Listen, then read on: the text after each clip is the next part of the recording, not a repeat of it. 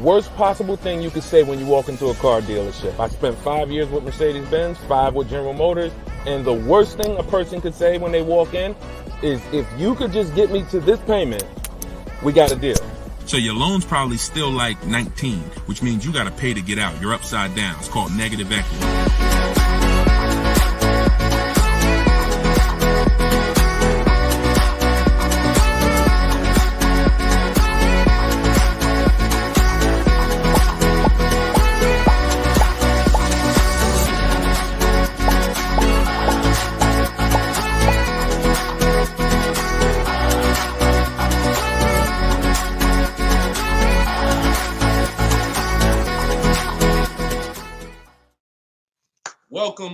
Welcome to episode 4 of Car Shopping Questions and Answers. We are live on 4 platforms: Instagram, YouTube, TikTok, and Facebook.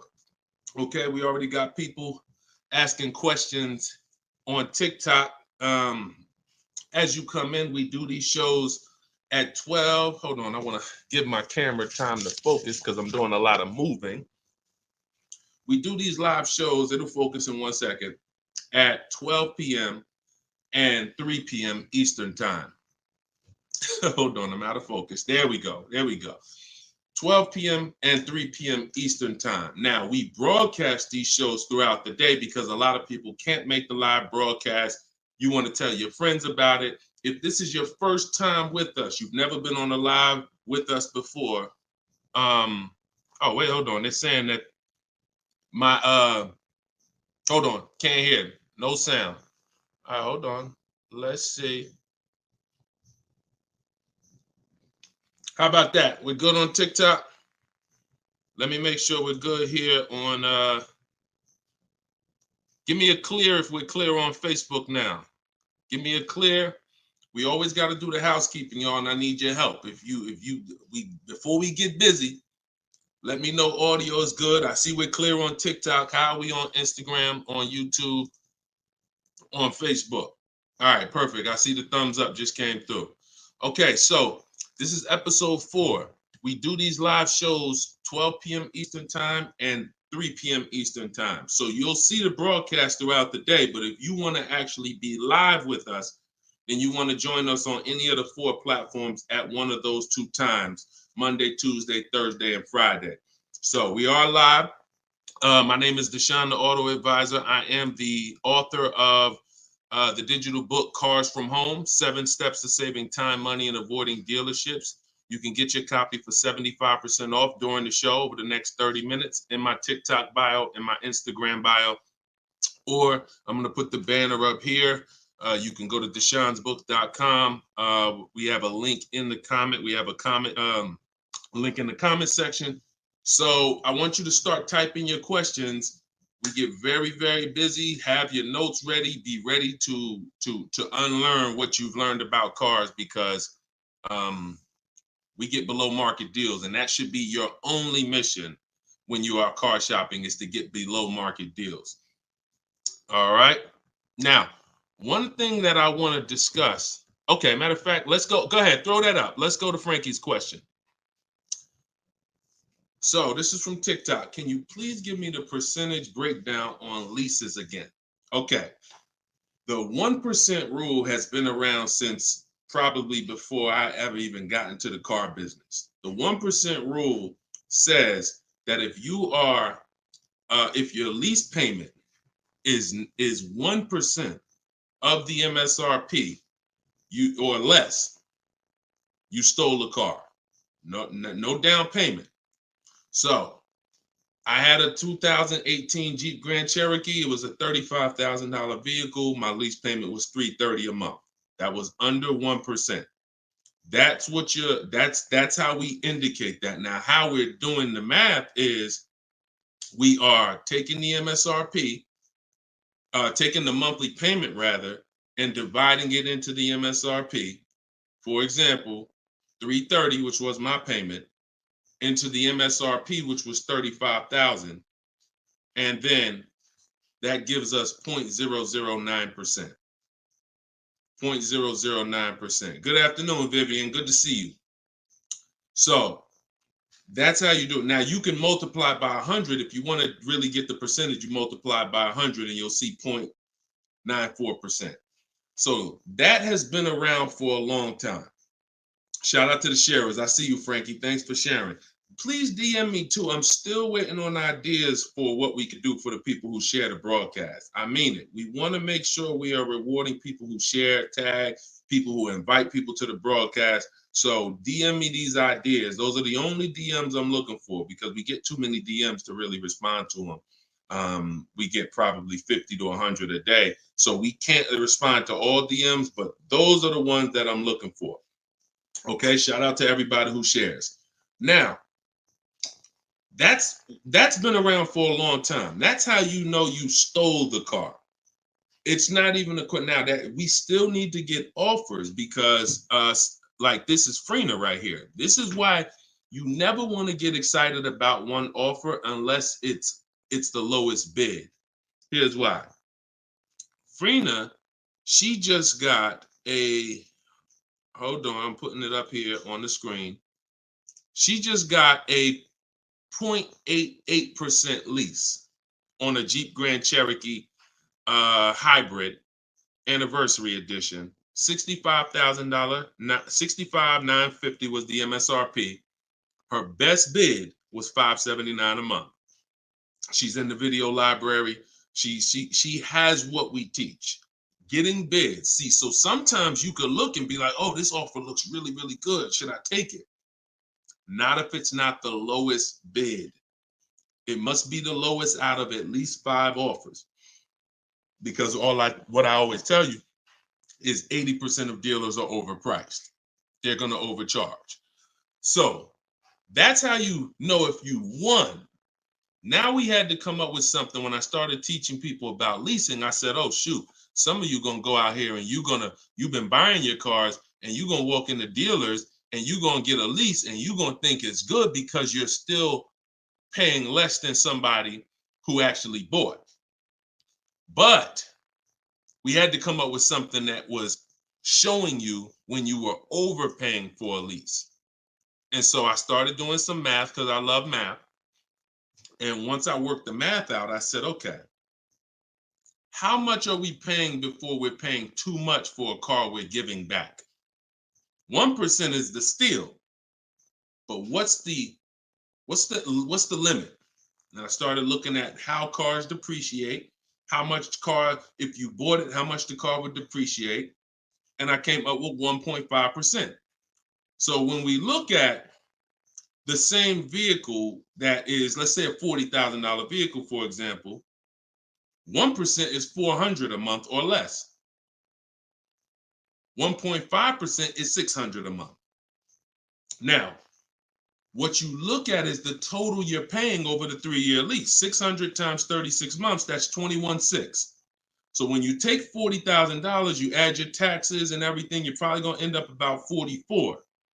21 is about the threshold where you're still paying less than if you had bought. You're still losing less value, but and you're tying up less money. But at the same time, that's the limit. Above 1.5%, there's no value in this lease anymore. And that doesn't mean we go buy the car. That means we look at competitors because competitors do offer more aggressive lease pro. Every single vehicle, you guys, and there's over 400 of them, has a different lease program. Sometimes even the trim level is different. The Touring has a different lease program than the Limited. So we don't deal with overpriced leases. And so that's why I created the 1.5% rule. That's how it became to be, based on the fact that I knew a lot of people, as they unlearned that bad advice about leasing, as I taught it and as they heard it from other people, they were going to go and get leases. And it's important that you know when there's no value in a lease and you shouldn't be accepting a lease. And that doesn't mean, and look, let me be very clear. That does not mean, that's why I explained the first part of this question, of this answer. You don't walk into a dealer and say, hey, I'm trying to get under 1.5. You don't walk into a dealer and get a lease quote and then you say, hey, well, look, I got to be under 1.5%. No, you're doing this wrong. Again, my mindset and what I'm trying to get you to use is Cars from Home, where you should be, the only reason you should be in a dealership is to test drive cars. if you're buying new cars or leasing. Test drive, you're in and out of there in 20 minutes. The next time you're back in a dealer is another 30 minutes to pick up your car if they don't deliver. That is the only reason. We never talk numbers in a dealership for a new car or a lease. Are we clear on that? These are rules where it's like, if you want to use what I teach, and I want you to use it so that you can get the results that Frina got, that Danielle got, that we've worked with over 8,000 people in the last since 2021. I want you getting those results. And in order to get them, you got to know what the boundaries are. Deshone says we never talk numbers in the dealership because you have no leverage there. Your leverage is at home, in control, communicating with multiple dealers, and where you can't get emotional. Okay? Clear? So that's the 1% rule, and that's the 1.5% rule, Frankie. Great question. Okay, shoot the next one in, Dolan. Great question. All right, this is Tony on Facebook. And remember, look, y'all, we are live right now. So some of you have seen the rebroadcast, and you're like, Deshone, okay, this is 3 p.m., 12 p.m., we're live. Okay, so this is the time to ask your questions. You're not watching the rebroadcast, and this is also the time to tag a friend and make sure they're here so they can get their questions answered. Shout out to the sharers. And could y'all keep tapping the screen on TikTok and running those likes up? This gets TikTok's attention and gets more people over here because we got to do this together. All right, Tony from Facebook says, hi, my lease is up in a month. I wrote to get 3 quotes from dealers. I only got 1. That's normal. The other 2 are taking their time. That's normal.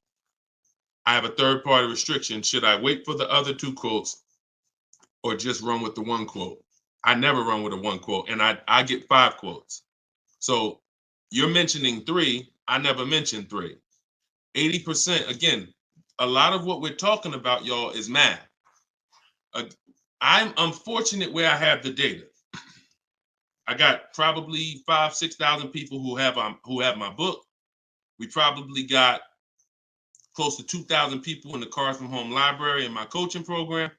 That's a lot of data to prove that it's 80% that are overpriced. That's 4 out of 5. So the reason why we must get 5 quotes is because 4 are overpriced. So 3, not enough. Now, if you're doing this manually, this is still easier than you walking into a dealer doing it by phone. But at the same time, I do online. I go to their website. We are connecting with dealers through their website. You don't want to do this with third-party websites that say, hey, we could connect you with multiple dealers. You don't want that because now they're trying to sell your information to the dealers, and this is not what you want to do. You want to create a Gmail account specifically for shopping. We go to 25 dealers' websites. In my book, I link you to all the dealers so that you can just put in the zip code, and then it'll pull up all the dealers around you for every brand. But you can do this yourself. You can go there and you can actually you go to each dealer's websites. We do a copy and paste message. I have a template that I use that the people who follow my stuff use. And the template you need to tell them exactly what you want and what you're open to. Colors wise, this is why we build our car. We always build our car, go to the website, build the car, because we tell them exactly what we want and what we're open to. This takes us 20 minutes to contact 25 dealers online, copy and paste. We're telling them what we're looking for. Hey, these are the colors I'm open to, blue, black, or silver. These are the trim levels I'm open to, limited or touring. We're telling them this is these are the package, these are my must-haves. I need the big sunroof. All of that has to go in to it's not that you're not car shopping online. You're just now you're car shopping against people who their job is to make money. And so if you don't have what I'm telling you I've responded to hundreds of internet requests when I work for the dealers. If you're here for the first time, type a 1. If this is your first time ever being on a broadcast with us, type a 1. I want you to know a little something about me. I was inside car dealers for 14 years, responding to these quotes. So The reason why I'm giving you the exact strategies is because I know there's so many things that you're not trained to give the dealership that they need. They can't give you a quote without it. They can't shop correctly, without it. Okay, shout out to the first time people. Could everybody type welcome to the first time people? If you've been on here before, type welcome to the first time people. Now, once you give them that information, you're copy and pasting that. Copy, paste, copy, paste, copy, paste. You're doing that with 25 dealers. And then that creates the conversation to see where the dealers are actually coming, where the deals are coming from. But you need to see who has a car first. You need to see who has a car first. So, oh, you're talking about selling the lease. Okay, you're earlier in the process. Understood, Tony. Okay, perfect. No, just talk to another used car manager. And you want to have conversations because one, your car is worth different things to different people. You need at least 3 for that. You're on point. Yes, 3 quotes for your lease buyout. For your old car from 3 different used car managers. And if the 2 are not getting back to you, then just move on to other ones. But be aware, you should be using those values you got online from the online buyers to see if you have equity, because not everyone has equity. The whole purpose of the equity assessment is to make sure you're not leaving any money on the table. That's the purpose. But there's no guarantee. Many people have turned their leases in not knowing that they should have done an equity assessment, and then the dealership sitting on $2,000, $3,000, $4,000, $5,000, $6,000 that they didn't know about. That's what we want to prevent. So if you do those offers and you see you have $3,000, $4,000 in equity, now that's when you bring it here. If you do those offers and you're at a break even or $1,000, then that's not always worth it, because those used car managers are not going to match the highest offer. So be aware of that. But if you have equity there, then yeah, 3 used car managers, that's how you make a move. Okay? Fight for your money. This is your money. If you end up making $1,500 out the deal even, and it took you 2 hours, where do you make $750 an hour at? $750 an hour. So this is your money. And if you don't fight for your money, someone else will definitely cash the check. All right? Tyler said, send the next one in. Tyler said, F&I director here in Houston of 2 large stores. Your content is great. I appreciate you, Tyler. This is the 20% right here. See, the 20% can always admit when we're doing something to help the market. The 80% will come on here and be like, oh man, this guy couldn't make it in the car business. Now he's teaching. All right, go ahead. Shoot the next one up, Dolan. This one's from Facebook. What's up, John? Instagram, y'all not typing enough questions. And Instagram, just so you know, the easiest platform to share on is Instagram, because you hit that little arrow, it looks like a paper plane, and it'll let you go down your Instagram friend list and send this broadcast out to probably 10, 15, 20 people. Okay? Don't cheat your friends. All right? Shout out to the sharers. John from Facebook says, is it hard to purchase with a charge-off on credit 3 years old? So everyone who has credit issues should be following Shonda Martin. She's on all the platforms, Road to 750 plus. And you should be working on getting your credit to the point where you can qualify for the best programs. And you don't need an 800 credit score to qualify for the best programs. You usually need close to 680, 690 will usually qualify you for most tier 1 leases. Now there are some cars that have super tier where you tier A1 plus, but that's not most leases. That's not your standard everyday cars that most of us are leasing or buying. So the question is, the answer is, if you don't need a car, then you should be working on your credit. If you need a car, then there's nothing you can do. You need to make a move. And so I recommend a company like Limbuzz. We're always going to give the dealer a chance to match or beat our offer. So whoever we end up buying our car from, some of you have been taught never let the dealer participate. That's costing you money, because the dealer has 7, 10, 12 banks on their end. Now, if they're trying to beat and earn your business, now that's a winning position. See, check this out. When you have a finance manager who's saying this about you, what's the highest interest rate you think they'll pay? What's the highest payment you think they'll pay? That's a bad position to be in. That only happens when you have no leverage, you haven't shopped, you haven't come in with an offer, and now they're trying to see the highest interest rate that you'll pay. We're not doing that. You're doing it our way, which is we're going to have we don't let anyone touch our credit until after we find our car. Now, once we find our car, get our best deal through a bidding system, now we're going to take that purchase agreement, that's a receipt. Yep, I see the questions coming in on Instagram. We got you. Hold on, Atlantis. Once you see the long form receipt, now you take this home, and this is when you're going to contact your bank, your credit union, the online lenders. You're going to go online lenders, online banks, online credit unions. You're going to let all these people have a shot at your business. If you do this within a small window of time, if you do it my way, it'll only take you 2 days.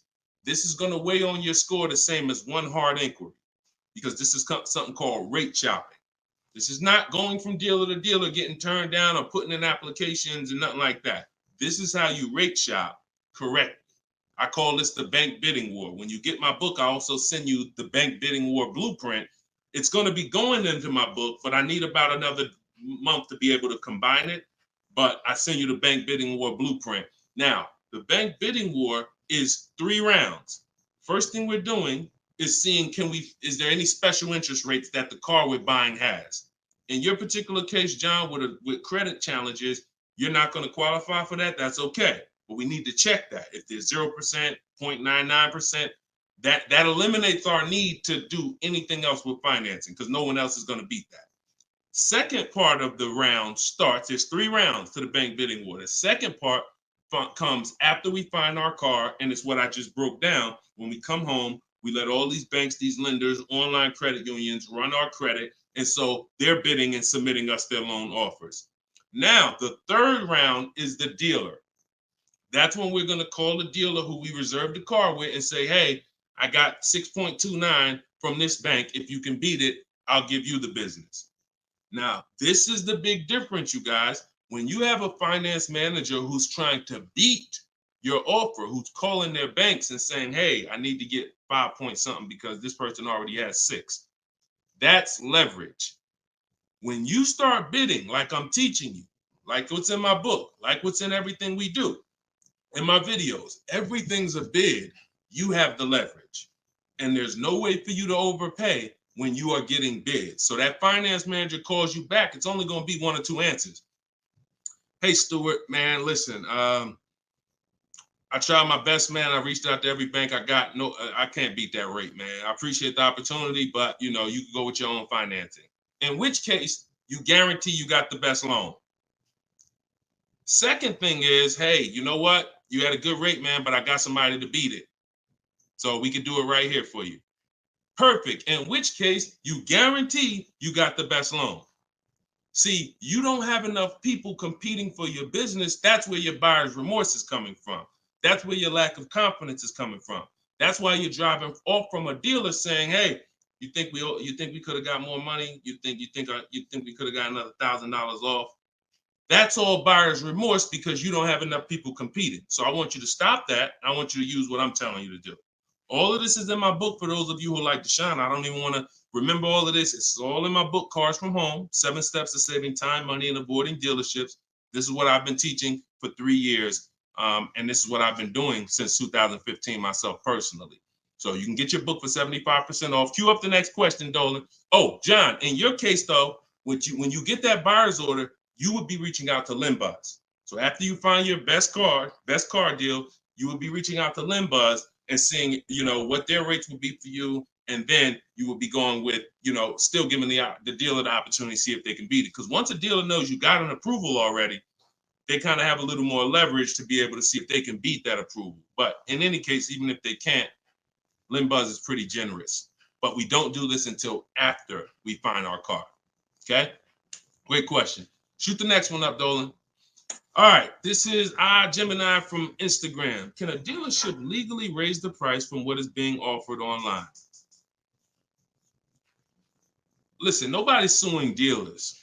So it's not really about what's going on legally. It's probably more ethics than anything. And we don't expect dealers to be ethical. We don't need dealers to be ethical. They've proven that the majority of them aren't ethical. So when you're not ethical, you walk the fine line between breaking the law and not. You walk that gray area. I overcharged you. I know you could have paid less, but I know, whatever. But I know I could have sold you the car for less. But I'm gonna tell you that this is the best. Like, all of this stuff is unethical, but it's legal. So when it comes to what we're doing, our job is to protect ourselves. You can't go into a car dealership expecting them to protect you. You can't go into any business transaction expecting the person you're negotiating against or the person who's selling you a product to protect you. That's why we exist, because there's no one out there. If it hadn't been done, you'd been good. If there were, even if the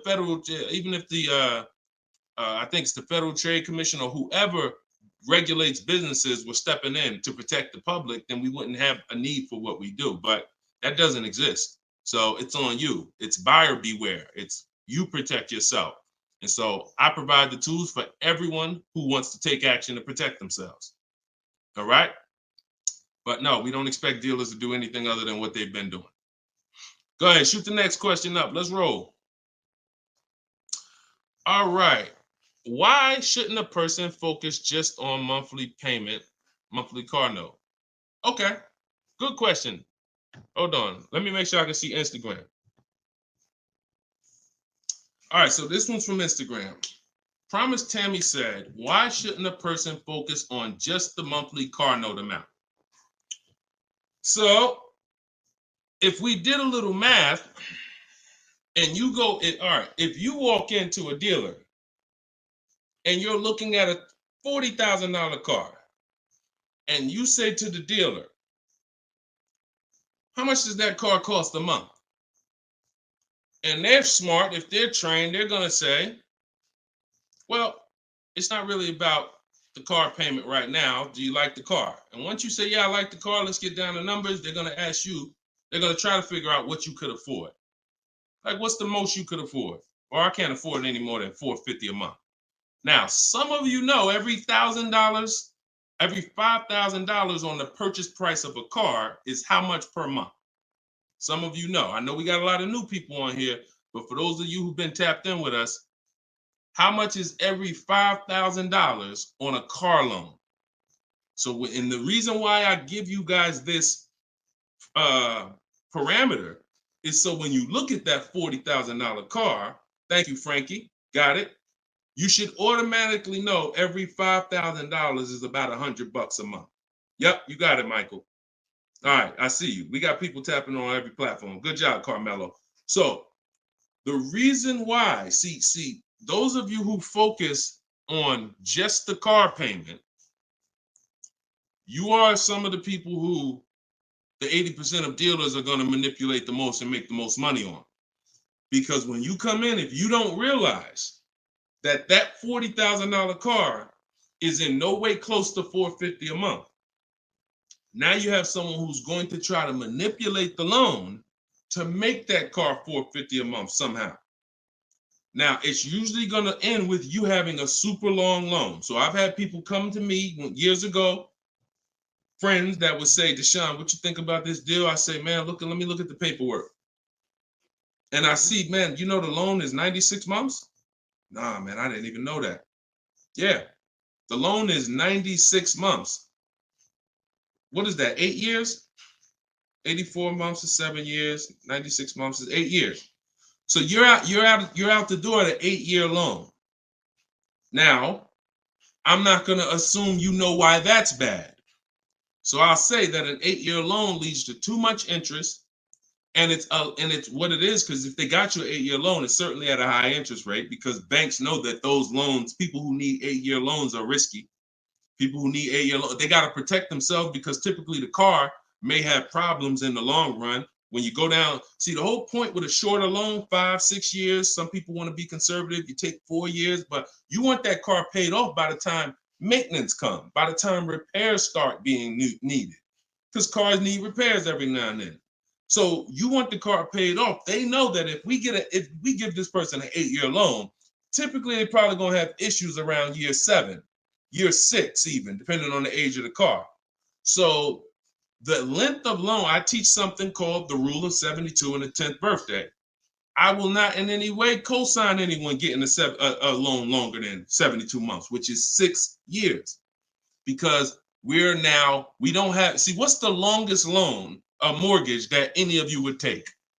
Let's keep a real fast dialogue going.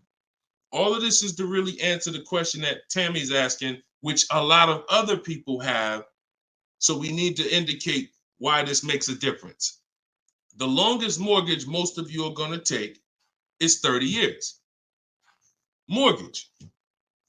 There are 40-year mortgages available. There's 50-year mortgages available. No one on here said, yo, I do a 50-year mortgage. Why? Because we already know inherently anything longer than 30, that means we can't afford this house.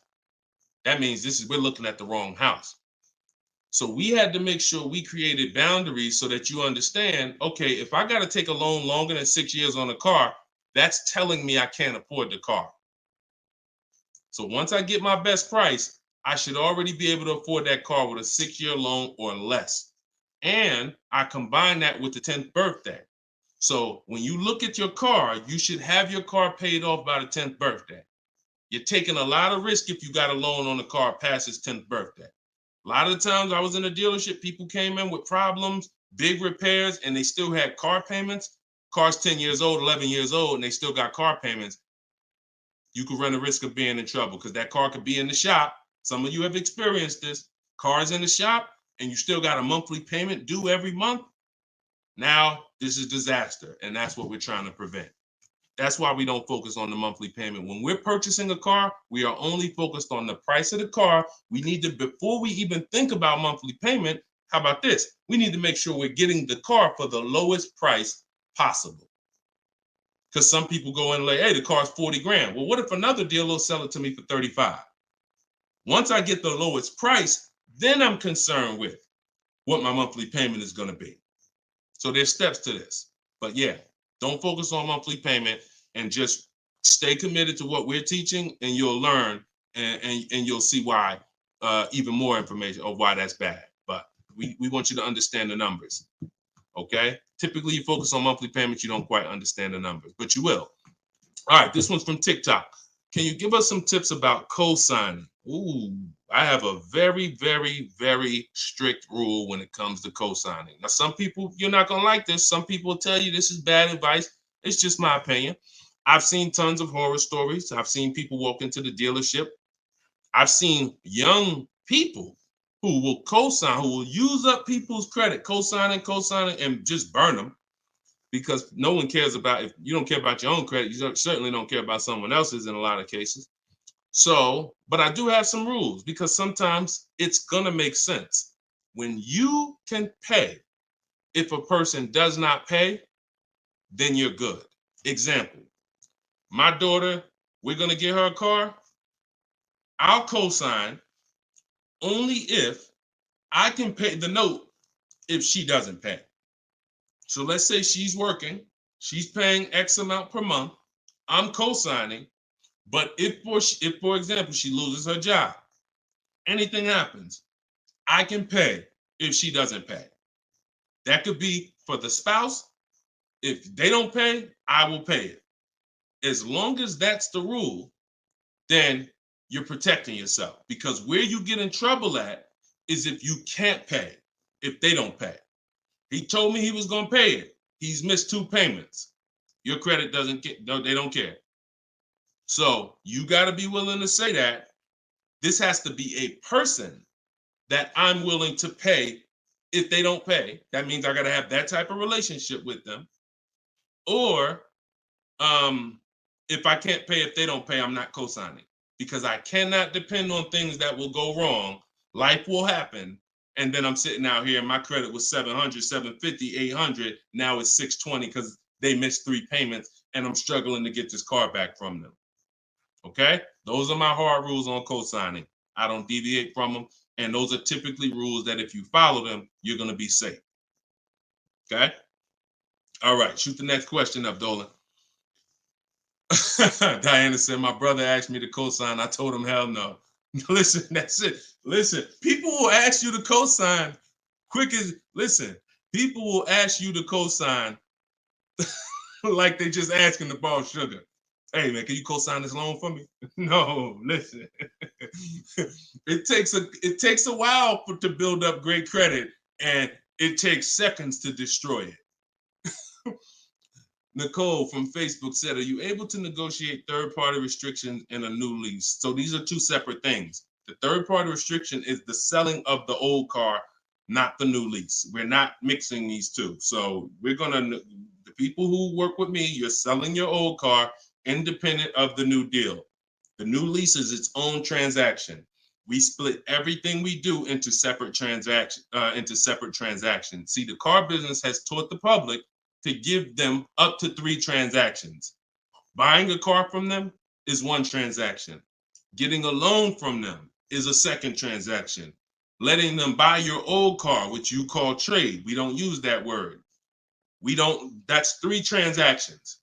There's money in each transaction.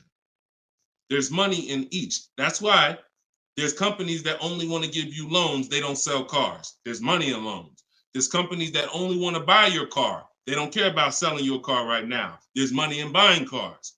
So you need to separate these transactions if you want to maximize each. There's no way for you to save the most money without maximizing and looking at each part of your deal as its own separate transaction. So if I have a third-party restriction, I'm doing the equity assessment. A third-party restriction is, some of you have leases.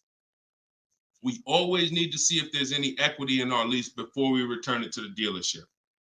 If you have returned your car to a dealership without doing the equity assessment, you don't know how much money you've left on the table.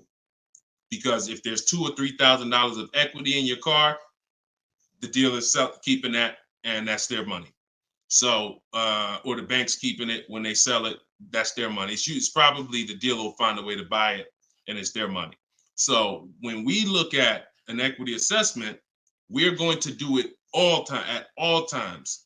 Now, there's no guarantee we have equity, but we want to guarantee we're not leaving equity on the table. And so a third-party restriction doesn't mean you can't sell a lease. Who didn't know you could sell a lease? Type a question mark. If that's new to you, this is your first time hearing this, you've been leasing, and you're like, Deshone, I never heard about selling leases. I had no idea this was a thing. Type a question mark if this is your first time hearing that you could sell a lease. Okay. Fish Guy Rodney. Okay. See, so more information is coming out. Okay. Fairy Godmother. Okay. Emil.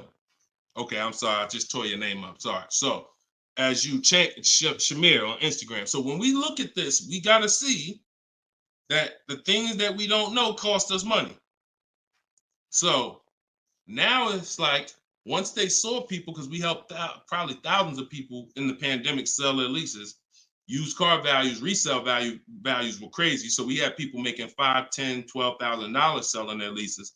I sold my Jeep Grand Cherokee lease. I made $8,900 after I drove it for 42 months because I extended the lease and then I sold it. My mother, she drove her car. She made $10,200. Now those numbers don't exist anymore because values have come back down. But there's still people who are going to make 3, going to make 2, going to make 4, depending on your car. Now every car doesn't have equity, but when it comes to the third-party restriction, they don't say you can't sell. They limit who you can sell to. You must sell to a local used car dealer. I mean, to a local dealer of the same brand. So if you have an Audi, you must sell to an Audi dealer. We are still going to get bids. We're going to get at least 3 bids from used car managers at Audi dealers because your car is not worth the same thing to every dealership. Your car may be worth 19 to this dealer, 19.8 to this dealer, 21 to this dealer, which is why we must get bids.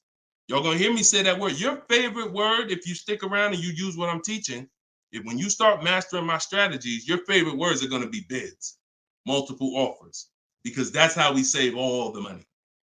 So okay, so that has to be handled, Nicole, separately. The selling of your car, the who I'm gonna sell that car to, you find that person first, then you go shop for your replacement car. And then once you go sign that deal, you sell the car, you do it the same day, and you maximize both transactions. Okay? And all of this, guys, shouldn't take you any more than 90 minutes. This is not something that's going to take you hours. See, my whole thing is to show you how to get great deals in 60, 90 minutes from home. That's why my book is called Cars from Home, 7 Steps to Saving Time, Money, and Avoiding Dealerships. You can all get a copy for 75% off for the next 30 minutes. Just go to my TikTok bio. You won't leave the broadcast. Grab your copy before that timer hits 0. The price goes back up to $97. Or you can go to my Instagram bio, or click it if you're on Facebook or YouTube. Go to the comment section and you'll see a link to deshonsbook.com and grab your copy for 75% off before the timer expires. All right, go ahead, Dolan. Shoot the next question out. Should I feel bad if I get 1.3? I'd only feel bad if I got 1.3 and if it was my only offer. If it was my only offer, or if I only got 2 offers, then yes, because I'm going to tell you why. I'm going to show you something. When I look at what I see, hold on. Okay, hold on. We saw Freener. Some of you saw Freener. That's 0.88. That's just ridiculous. 0.88. But look, Charles, he gets a Palisade. He's paying $48,000 vehicle. His best offer was $597 a month, 1.23. Now, look at and sometimes people who are getting phenomenal, who are looking at cars that are super, super popular, they'll go a little further, and he reached out to 35 dealers. Now, I want you to pay attention. Some of you, the average person only shops 2 dealers. My strategy is I teach 25 to 5. But once you see my copy and paste system, which is in my book, I have a copy and paste system where we're on their website. You'll see that I could talk to another 10 dealers. It only take me 10 minutes to open up contact with another 10 dealers. We always use a separate email. Do not contact dealers from your personal email. I'm warning y'all. It's not going to work. You're trying to go through your work email, and then you got your personal stuff, and then you're seeing the car dealers. Don't do it. Create a separate Google email, and that's how we do it. So he said, I reached out to 3,500 dealers, got 10 quotes back. So that $597 a month, 1.23 is the best out of 10. So so I always tell you, when you do it right, you're going to see offers that are $150 to $200 a month more. That's when you know you've exposed the 80%, and that's when you know you shopped the right way. If you don't see that type of spread minimum, you haven't shopped enough offers. So that's the only time I would feel bad, GKA, is if I didn't get at least 5 quotes, because I don't know if 1.3 was the best. I'm gonna tell you a funny story too, because Freena's in our coaching program, and Freena reached out and she said she was looking at a Jeep Grand Cherokee. Get ready for the next question, but I'm gonna tell y'all, I want to hammer this home so y'all understand the importance of multiple offers, and you don't get lazy, because the things I'm telling you might take another 30 minutes, 40 minutes, and they save your family $3,000. You can't put a price on. You can't put a price on that. So Freena was shopping for a Jeep Grand Cherokee Limited. She comes to the group and she said, Deshone, this was the best offer on a Jeep Grand Cherokee Limited. It was like 1.2 and change. But she said, the guy that made me this offer said he has this 4XE. It's a hybrid. And he said he could actually do better on that one. She said, what do you think? He told me what it would be. It would drop the price here. I said, if you're open to that, then you need to run your quotes again and get 5 more offers on that vehicle, because it may have a better lease program, in which case you need to open it up again. She opened it up again. That's how she got her 0.88% lease. So if she would have just said, well, this guy is getting me 1.1, I'm gonna just take that, then she never would have found a 0.88. multiple offers. That's probably $100 a month difference than what the last offer, $100 a month times 36 months on this lease. You're talking about $3,600. And she did it in minutes. Once y'all learn how to do this, it's minutes. This is not hours. I'm not spending more than 60 minutes on shopping for a car. Now, that doesn't mean I'm not spending time to decide what I want. But once I decide what I want, once you know what you want, 60 to 90 minutes to get the best deal. That's it. All right, shoot the next one up, Dolan. Keep the questions coming, y'all. We are live every day at 3 p.m. Eastern time. Well, not every day. Monday, Tuesday, Wednesday, Thursday, and Friday. Monday, Tuesday, Thursday, and Friday at noon and 3 p.m. So this is our live show. Okay. Throughout the day, though, you may see a broadcast and you'll know, okay, you'll still be able to get value because most of the people who are asking the questions on here are asking the same questions you would have asked. So go ahead, Dolan, shoot it up. This is Raymond from YouTube. How do you structure a lease? So the first thing you want to do is look at the car you're thinking about leasing. And we like to use a 1.25% formula estimate to see if we should be even looking at that car. Okay. So if I'm looking at a car that's $40,000, I'm doing a 1.25% estimate. I'm multiplying it by 0.0125. And then I'm going to see, 40,000.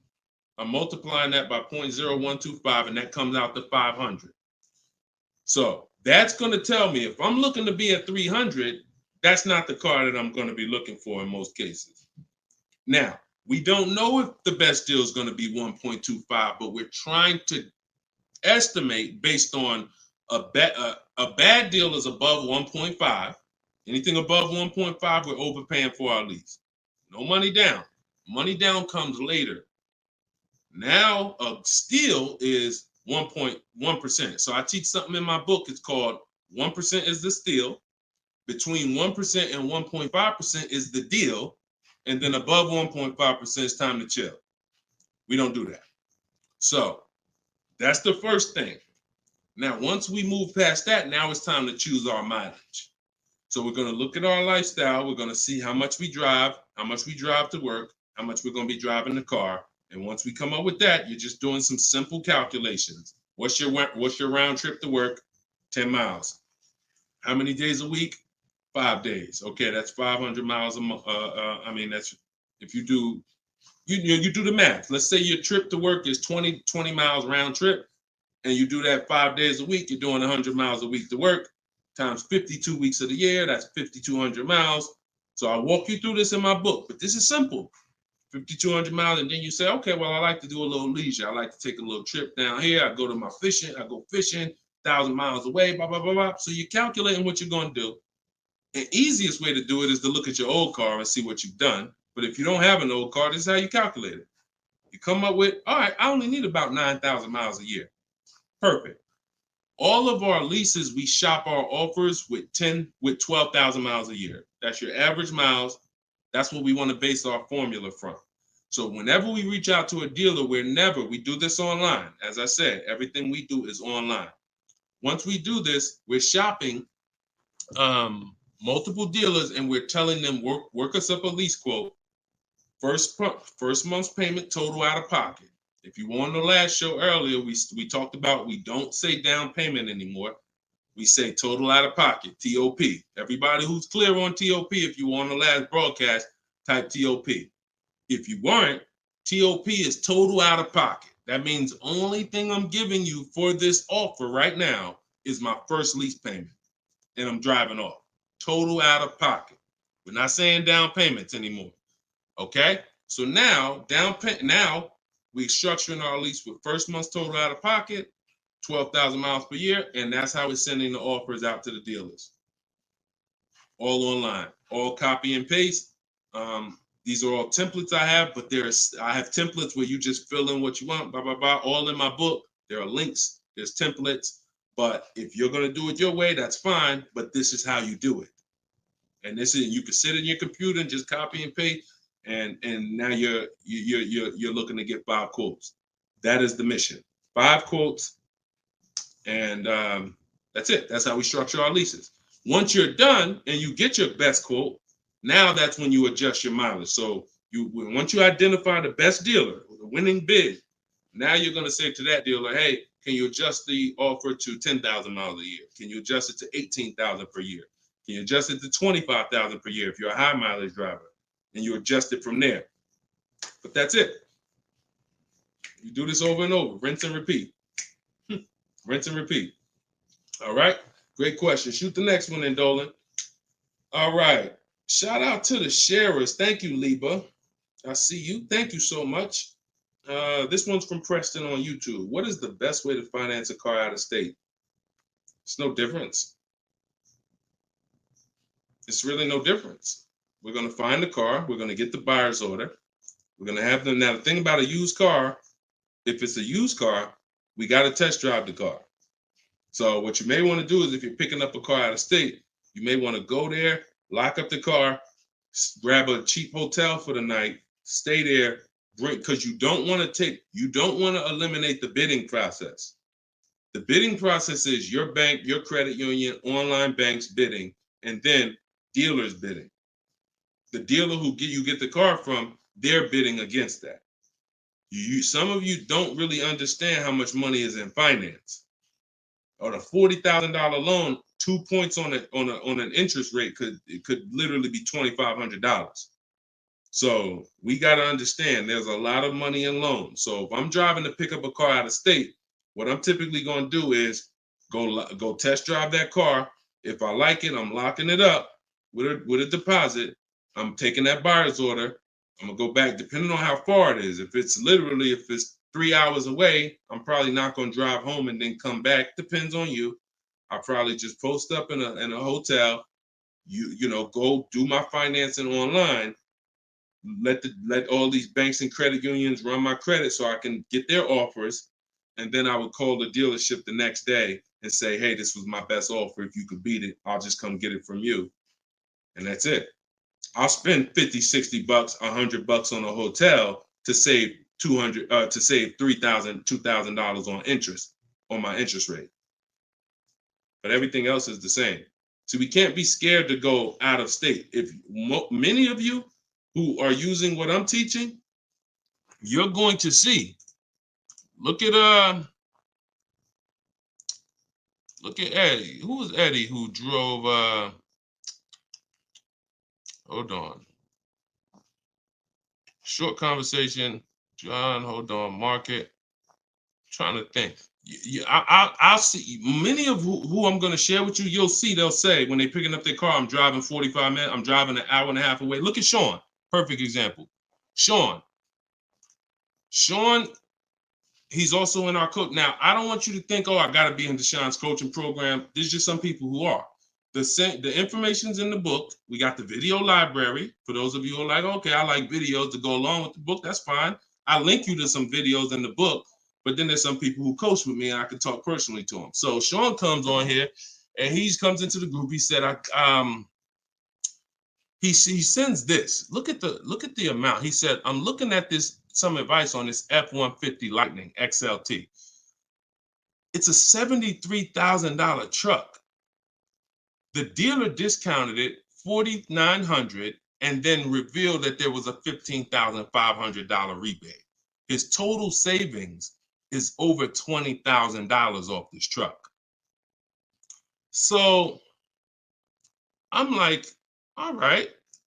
Now me, being who I am, I don't know if that's the best. 2015, I sold 2 Maybachs. They had $20,000 rebates on them. So we don't know if this is the best. I haven't seen, this is what I said to him. I haven't seen the other offers yet, but I'm assuming you got at least 5. You're saving over $20,000 on this with this discount and rebate, but the only way to know is to compare to the other offers. See, I'm not going to get excited about this deal until he tells me what I'm about to read to you. That's when we get excited. He said, guess I could have put a little more info on here. Yes, I got about 15 quotes. You see the difference? This is what I want you to get. BK Dollar, this is what I want you to get. Liba, this is what I want you to get. Everybody watching, the money is in multiple offers. The reason why you're not saving, you're just not getting enough offers. So he says, I ended up expanding my search to 150 miles outside my area to find this deal.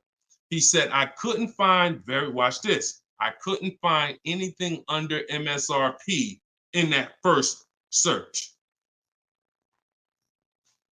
So think about how I'm telling you, the local dealers know when they see your zip code, they know, okay, some of them, all right, we don't have to do too aggressive.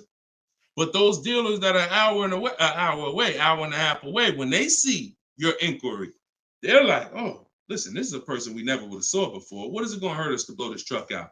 And we take a deal from one of our competitors' markets. We'd love to see our license plate frame over in their market. That's how we win.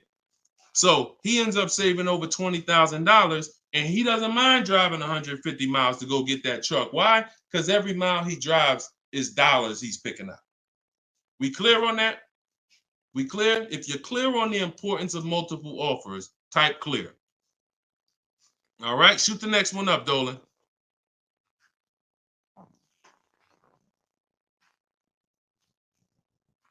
Okay, this one's from Instagram. Atlanta's Black Gabriel. I think it's Gabriel, my fault. So, in the market for a new Chevy or used Chevy Malibu, what's the best route, leasing or financing? How many years are you keeping the car? If the answer is 8, then you should be buying. If it's at least 8. See, I teach something. My book is called Cars from Home, 7 Steps to Save Time, Money, and Avoid Dealerships. Everything I do, when you go, the video library that we have, your best deal in 7 days, 7 steps. These are not going to change. The first step is the foundation to your deal. The first step is the foundation to your deal, which is lease or buy. Because you cannot get a good deal if you bought when you should have leased. It's impossible. Because the amount of money you're going to pay on the purchase is going to be too much if you buy brand new. And if you buy pre-owned, it's going to be about the same amount you'll pay. So when you buy, if you're not keeping your car 8 years and you buy a used car, 3-4 years old, and then you trade it in 5 or 6 years, you're going to pay the same amount or even a little more than someone who got a great lease deal and drove brand new vehicles. So it's all about how many years you're keeping the car. If you're keeping the car, if you're like Deshone, there's no way I'm keeping the car 8 years. That's not my style. Then you should be shopping from this day forward for aggressive lease deals. Now, once you find a car that you love, or if your spouse says, you know what, I don't switch cars like that. I keep a car 8, 10, 12 years. Then we purchase for them. We're going to purchase. But for those who are not keeping their cars 8 years, you are losing thousands and thousands and thousands of dollars not leasing cars. Thousands, thousands and thousands and thousands and thousands. All right? That's the 8-year rule. It's the most important question. It's the first thing you ask when you are car shopping and you're ready to car shop. How many years am I keeping this car? 8 or less, we lease. Less than 8, we lease. More than 8, we buy. That's how we avoid the depreciation. So go ahead. It's a hard rule. You want a follow-up question to that, or anybody want to? Because I know some of you are like, Deshone, I was taught never lease. Whatever. You want to follow up to that question? That's perfectly fine. But that's the rule. And it's the rule based on money. I've seen thousands of scenarios, and I spend years and all my time shouting from the hills so people could understand how much money they're losing by not getting good lease deals or not leasing at all. Okay, go ahead, shoot the next one up, Dolan. Okay, this one's from TikTok. All right, Peyton. Do dealerships finance used cars too? Yeah, sure.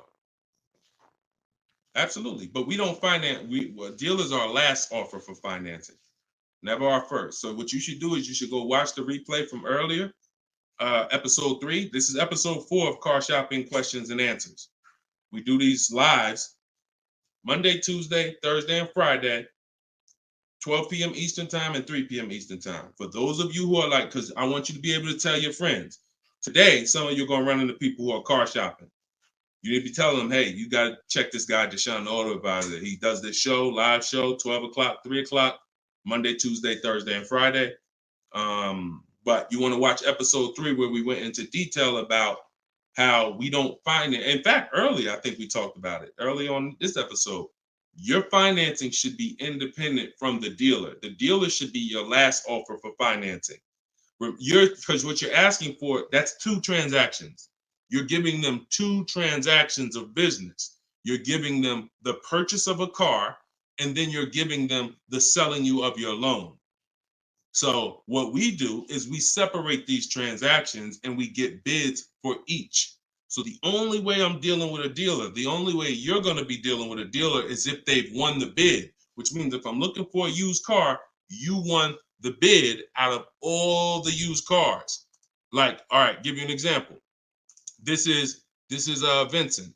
Vincent got a 3-year-old Lincoln Corsair, premium trim level, under 45,000 miles, clean Carfax, inspection, all from the comfort of home. I'm reading what he put in our group. He was targeting to find a discount of 30 to 35% from the MSRP. This is something that no one is teaching you guys about what you need when you're purchasing a used car. If you're going to be purchasing a used car in the future or your next car, or if you bought a used car in the past, type the letter U. Type the letter U. If you're going to be purchasing a used car, or if you have purchased a used car in the past, I'm about to give you something that you have never heard before, but it is no way for you to know you got a great deal until you start talking the way Brandon talks here. You notice he said 30, he was targeting to find something 30 to 35% from the MSRP. In order for us to know, I see you, Shelby. I see you, Emma. I see you, Katarina. I see you, Raymond. Okay, perfect. Atlanta's Black Gay. All right, a lot of people. Okay, so when you are shopping for a used car, let me tell you a story, give you an example, all right? So I was shopping for my pre-owned Infiniti truck 3 months, a little over a year ago. I narrowed it down to 3. Now, I narrowed it down based on title history, service records, accident history. We talked about this in the last episode, episode 4. Title history, service record, episode 3 rather. You can see it on YouTube. And if you're on YouTube, please make sure you subscribe and please hit the like button. It matters because that shows the algorithm that we talking business over here, that more people need to be here. So when I narrowed this down now I get to, like, I think I narrowed it down to my top 4. They were all white. They were all within 30, they're all within $1,500 of each other. Now, here's the problem. This is where it gets complex for you. Because I'm looking at one that they're asking 30,000 and change, one they're asking 31,000, one they're asking 31,800. You know, they're all within $1,500, $2,000 of each other. Similar miles. On the outside, they all look similar. Without knowing, I created something called the true value percentage. What is the true value percentage? It's not what the website says is a good deal. It's the percentage off of what the vehicle was when it was brand new. So I pulled the window sticker for each of these vehicles. I pulled the window sticker, and what do I see? Now, I teach you how to do this in my book. I teach you this entire process, but I'm walking you through it. Exactly. I pull the window sticker. You can get it from Carfax, depending on if Carfax has a deal with that manufacturer. Carfax has window stickers. Now, what do I see? One car is 46,000 when it was brand new. Now they're asking 31 and change. Okay. One car is 48 when it was brand new. They're asking 31 and change. One car was 52 and one car was 54.5. That's the one I got. So you see how in one instance we were confused. You would be confused. You sitting here like, yeah, Deshone, that's hard because they all look the same. They all similar price. How do we know? Once we find out the original MSRP, not only do we find out what the original equipment is that's in the vehicle, which is helpful. I wanted to know this is an edition 30, got all these special features. That's helpful to know too. But more important than that even is to know that that car was a $54,500 car that they were asking $31,800 for, which means I got a 42% discount. That is something we created called the true value percentage. And that's how we make sure we choose the right used car when we're ready to pick the final one. This is what we do here, y'all. If you this is why, like, this is why we've been blessed, because God knows we're giving you the information you need to win with. So all of this is in my new book, Cars from Home, 7 Steps to Saving Time, Money, and Avoiding Dealerships. If you want it all in one place, you can watch the show. You can watch my free social media videos. I got hundreds of them. Or you can say, Deshone, I'm going to get this at, it's 75% off in my TikTok bio. It's normally $97, but you can get yours for 75% off. And you can get in my Instagram bio, or if you're on Facebook or YouTube, click the comment section and click that button that says Deshone's book and get you 75% off for 30 minutes. After 30 minutes, price goes back to $97. So, all right, but that's the true value percentage. And that these are the things that we never buy a used car ever without looking at the true value percentage. So when you saw what he said when he bought that Lincoln, as he was targeting to get something 30 to 35% off MSRP, and he ended up getting one for 43%. So that's what you need to know. Go ahead, shoot the next one up, Dolan. Great questions today. All right, Raymond on YouTube. Does it make sense to buy an existing lease? So when you're buying a lease, all you're doing is buying a used car. That's how you got to look at it. It's a used car. It's just, it may be your car. If you're buying your lease out, it's a very different. See, what I see most times is people want to buy their lease because they don't know how to shop. Because there's deals out here. We've been making deals since the pandemic. I started our video library. We started that in 2021, November. Middle of the pandemic, when people were paying ridiculous prices over with some, the 80%, they were cashing the biggest check they've ever cashed in their lives. Like in their lives, they were like, and we were getting deals all since then. Felicia came in. She was our first person in our program who got a BMW. She saved $1,950 January 2022. And so we when you get bids, you reveal. That's why we don't pay attention to nothing out there. I don't care what anyone says, what any dealer says does not matter to me. That does not matter, because I know that if we got deals all through the pandemic, oh, forget it. That's why this market, we're killing it even more. So, you know, if you're buying your lease because you're keeping it another 8 years, you say, man, Deshone, I used to lease, but you know what? I really want to buy something that I could keep for 8, 9, 10 years. Then sure, buy the lease. But if you're not doing that, then you're moving from a lease mindset, which is I'm driving great cars, brand new cars, always under warranty in most cases, latest and greatest features, low payments, pennies on a dollar compared to people buying. That's a whole value system. That's mindset right there. These are the people who are shopping for a lease.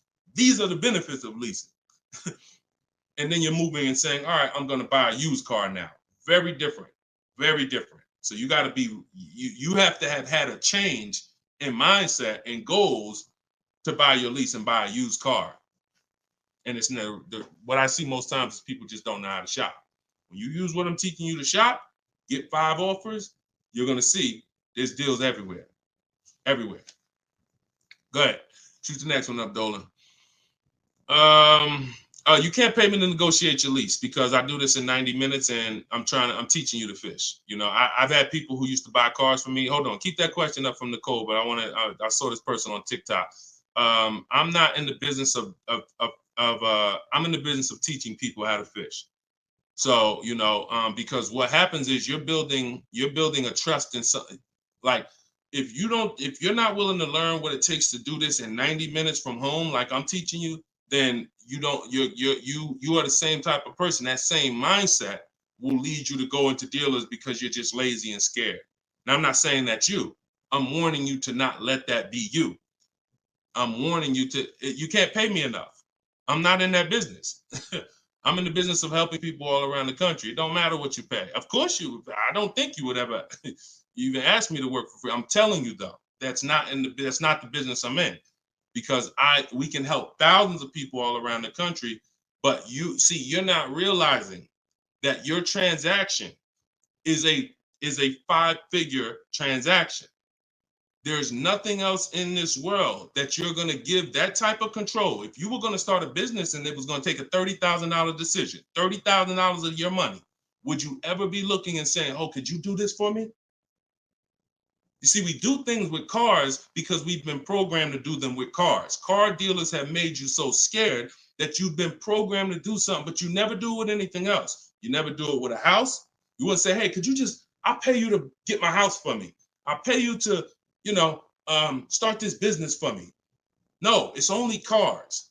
So when you realize that this stuff is easy, that old way of going into dealers and going back and forth, see, you're thinking of the old way. You're thinking, oh, I need somebody to tag along with me. Yeah, I got Deshone sitting over there next to me. I wouldn't be there because I'm at home. Where you see me at, this is where you see me at is exactly where I got my Infinity truck. I just told you about the deal. Where you see me at is exactly where I get my cars from. I sit right here, and all the people who got my cars from Home Book, who are in the Cars from Home video library, they're all right here. Some of them in the airport buying cars. Some of them at their desk at work making deals on cars. Nobody who's learning from me is in a dealership making deals on cars. So that's the old way. And if you think that you got to unlearn that or you can't win with me, you got to scrap that. I know it's painful. I know it sucks. I know it makes you feel like you're a loser.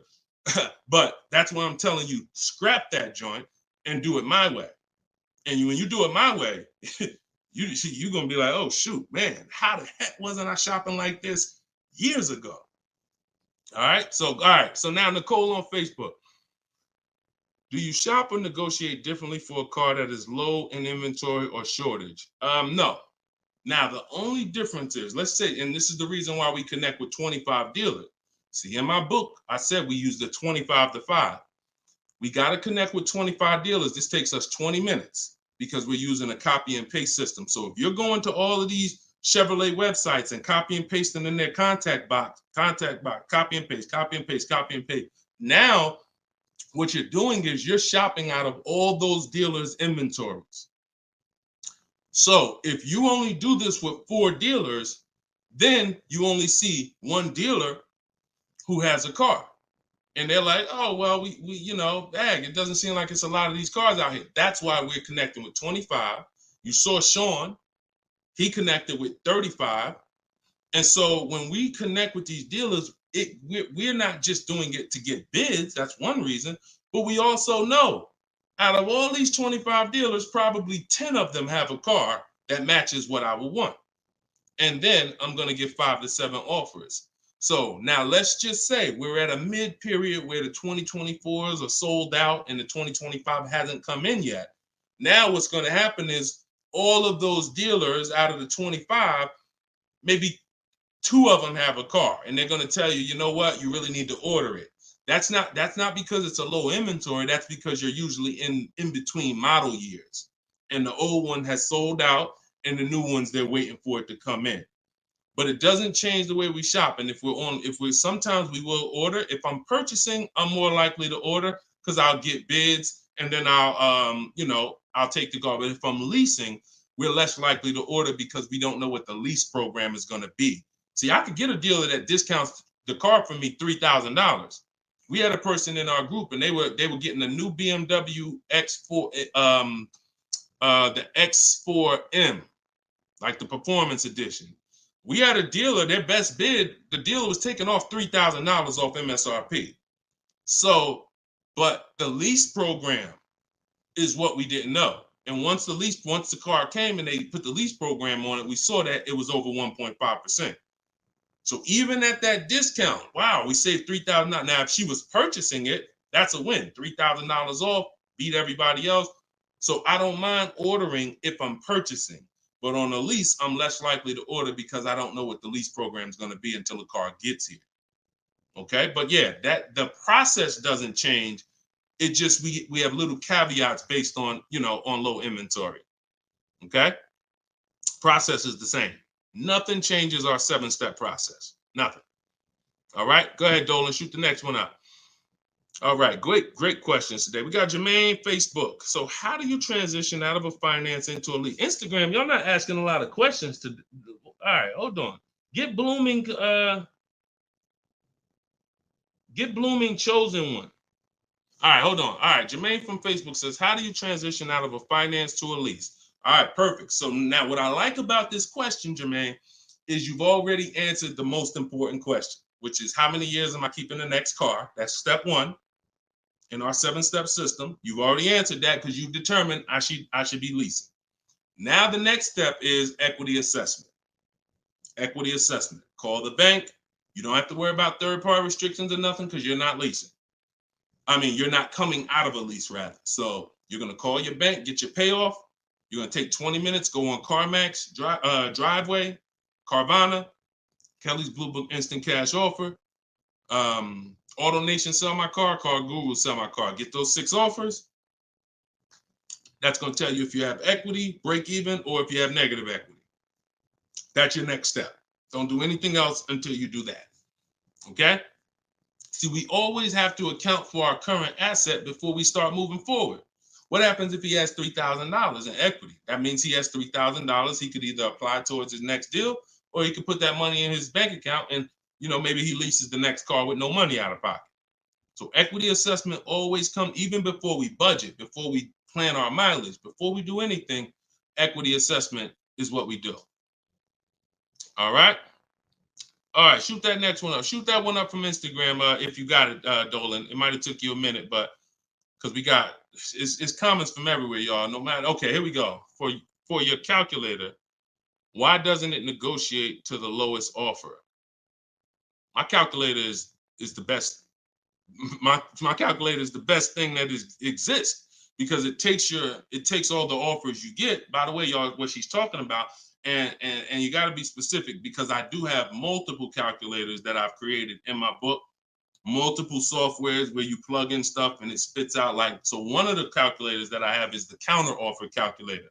So we never accept a deal until we send a counter. So what we do is we take the counters. We take all the offers we get, we plug them into my calculator. Whether it's a lease or whether it's several types. One is for leasing, one is for cash purchases and financing. Now, when you're financing, you're always getting your deals with tax and everything included, all in. So what it does is it takes all the offers, you plug them in, and then it spits out which one is the best, and it counters everyone based on the best offer. So let's just say a dealer says, I'm gonna do a 1.1% lease, and then this dealer says 1.2. This dealer says 1.3, 1.5. It's not countering all the high offers based on their high offers. It's countering all the offers based on the lowest offer.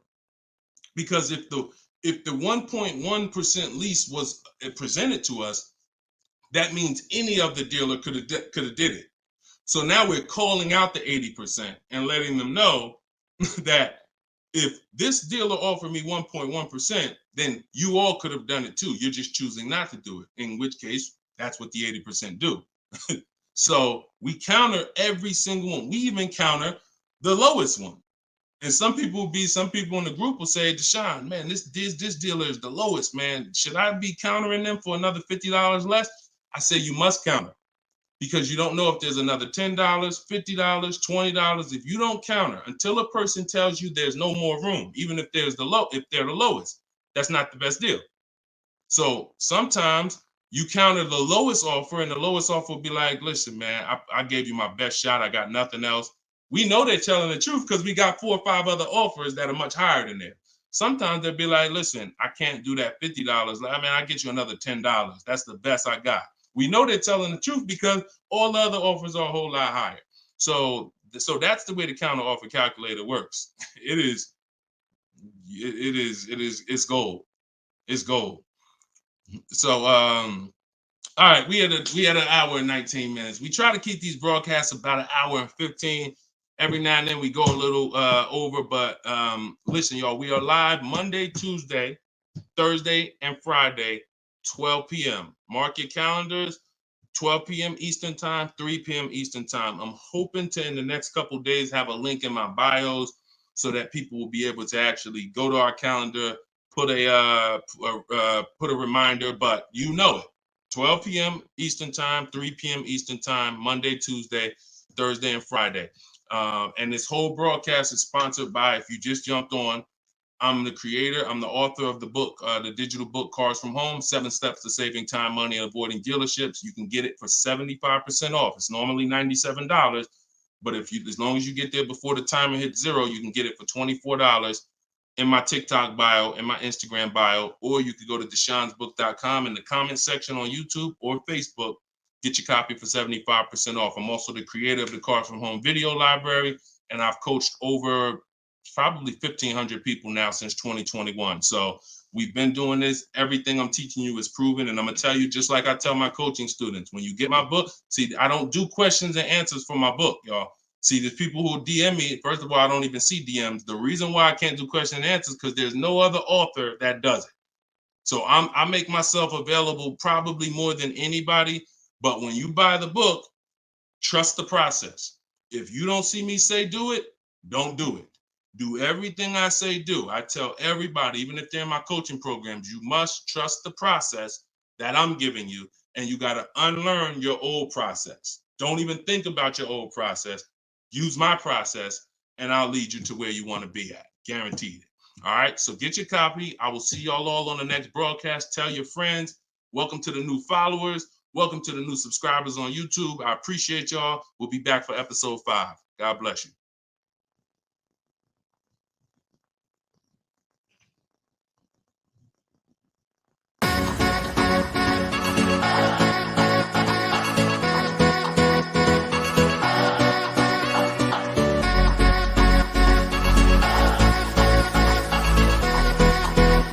The worst possible thing you could say when you walk into a car dealership. I spent 5 years with Mercedes-Benz, 5 with General Motors, and the worst thing a person could say when they walk in is, if you could just get me to this payment, we got a deal.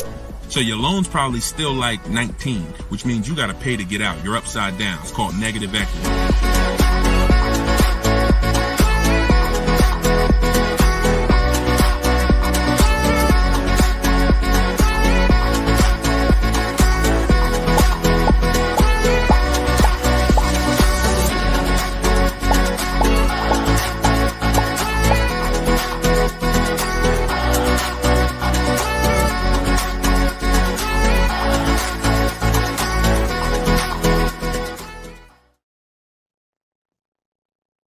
What's going on? What's going on? Welcome everybody to Wednesday, 12 noon car shopping Q&A. This is episode 5. We do these live shows 12 p.m. We're not going to usually be doing Wednesday, but I said, you know what? Let's throw in a special 12 p.m. Wednesday. So we are actually live. I know some of you may watch the broadcast because we do rebroadcast these lives, but this is actually live, and we're going to be talking and taking questions right now. So as you come in, if you could hit the share button and tag a friend. I'm just getting us up on TikTok right now. I got to make sure I keep people out who are under 18. So come on in. I'm going to share this. If you don't know me, if this is your first time seeing a show with me, type the number 1. Type the number 1 if this is your first time. Welcome back to people who have been here with us in the past or on previous shows. My name is Deshone the Auto Advisor. I spent 14 years in the car business, 5 years with Mercedes, 5 years with General Motors. And now what I do is I show people who want to learn how to car shop from home and how to save more money from home than they're ever going to save in a dealership. So I'm the author of the book, the digital book, Cars from Home, 7 Steps to Saving Time, Money, and Avoiding Dealerships. And I'm also the creator of the Cars from Home video library, which is a step-by-step video platform. But anyone who's on here for the next 30 minutes, you can get a copy of my new book, Cars from Home, in my TikTok bio at 75% off. It's normally $97, but for 30 minutes, you can get it in my TikTok bio for 75% off, Instagram bio for 75% off. Or you can go to deshonesbook.com in the Facebook comments or in the YouTube comments. But let's get busy. Get your copy for 75% off. Everything I'm going to be talking about on this show, once again, this is live. It's Wednesday. This is a 12 p.m. noon show. So for those of you who may have seen the broadcast, this is actually live, so we can start typing our questions in. And my man Dolan's going to pull those questions in as you guys type them. And we're pulling questions from TikTok. We're pulling questions from Instagram. Shout out to TikTok. Y'all can start typing your car shopping questions, and let's get busy. What's up, Mike? What's up, Fancy Girl? What's going on, Crows fam? I see you back. Good to see you. What's up, Manly Snacks? Good to see everybody coming in on TikTok. And as you come in on TikTok, can y'all start tapping the screen? If you're going to spend 10, 15 minutes with us, start tapping the screen, shooting those likes up. And then my man Dolan is going to bring in the first question when y'all type it. So Instagram, make sure y'all typing. Sometimes Facebook and YouTube, we notice y'all are a little slow. We need y'all to get a little faster because TikTok always types their questions fast and Instagram usually types their questions fast. But Facebook, y'all got to get a little faster with y'all questions. So we know that y'all going to step up today and start getting your questions in. All right. I see one that came in from JC. You want to pull that one up, Dolan? On YouTube? Okay. Our best deals, are they made from the comfy confines of our home, or should we hammer it out at the dealership going toe-to-toe, jab for jab with the salesman, finance, and sales managers?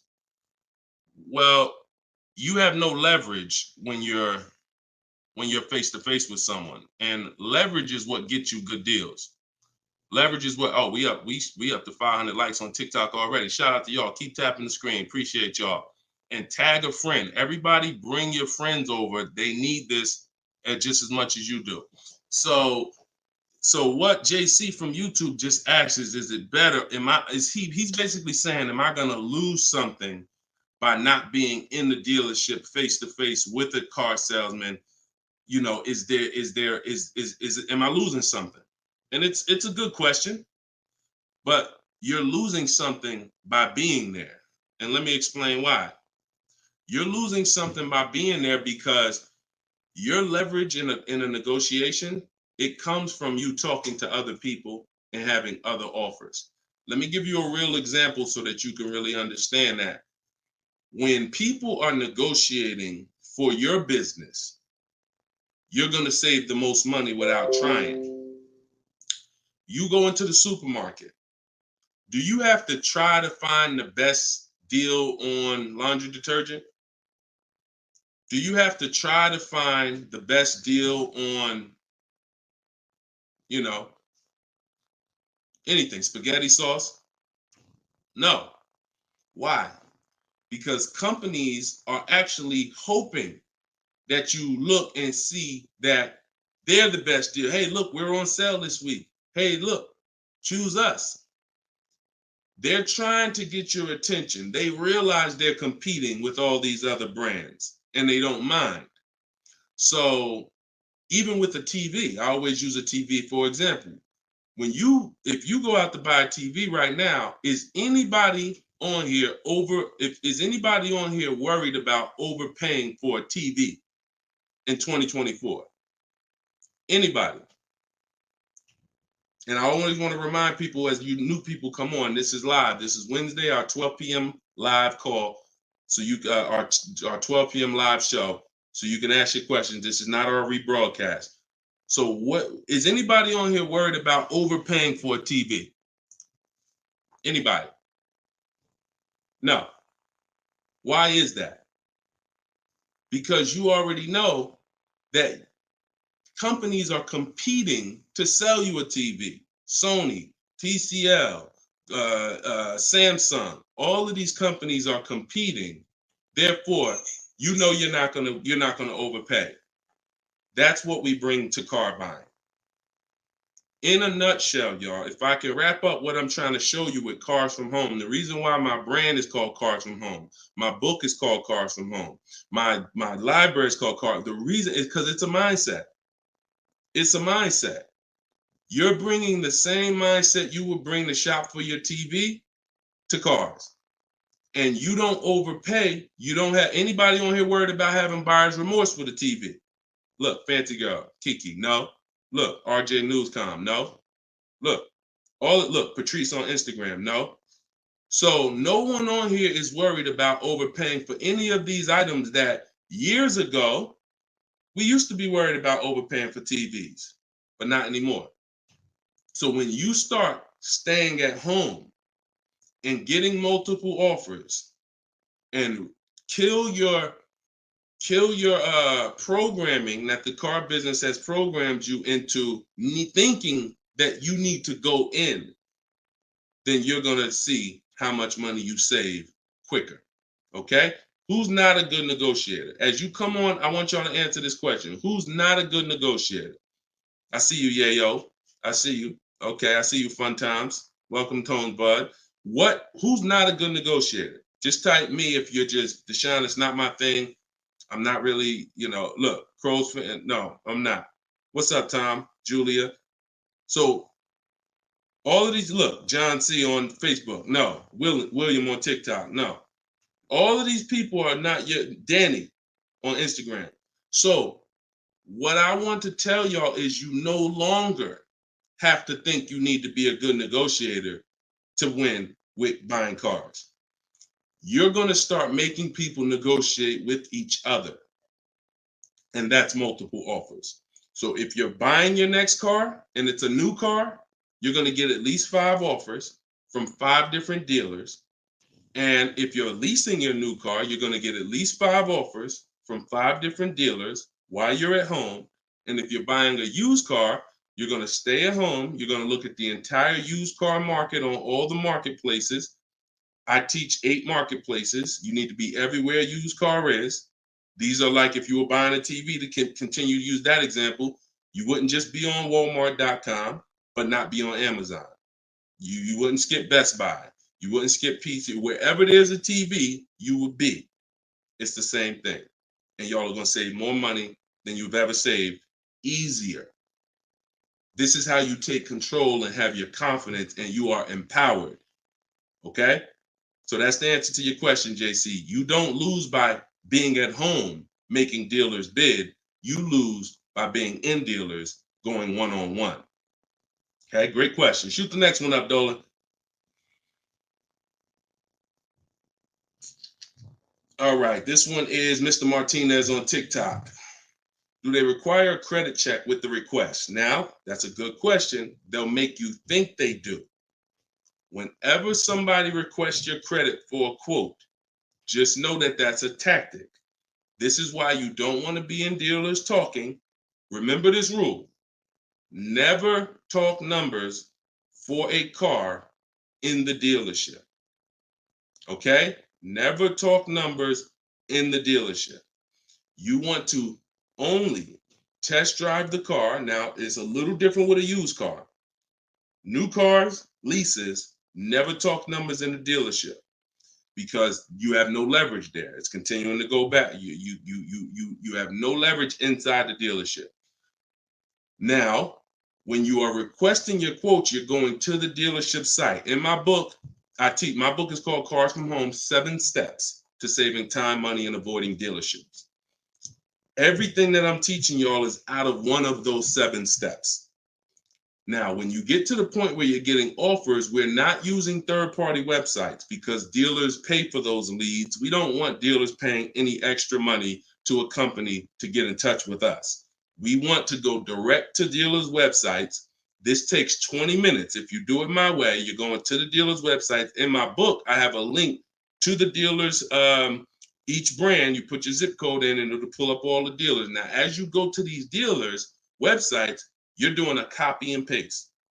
Copy and paste. And now, what are we saying in that first message? What we want, what we're looking for, when we can purchase. We're not talking about numbers yet. We just want to see who has a car. Now, once we see who has a car, now my strategy that I like you to start using, and some of you who have my book, you've used it already, is the 25 to 5.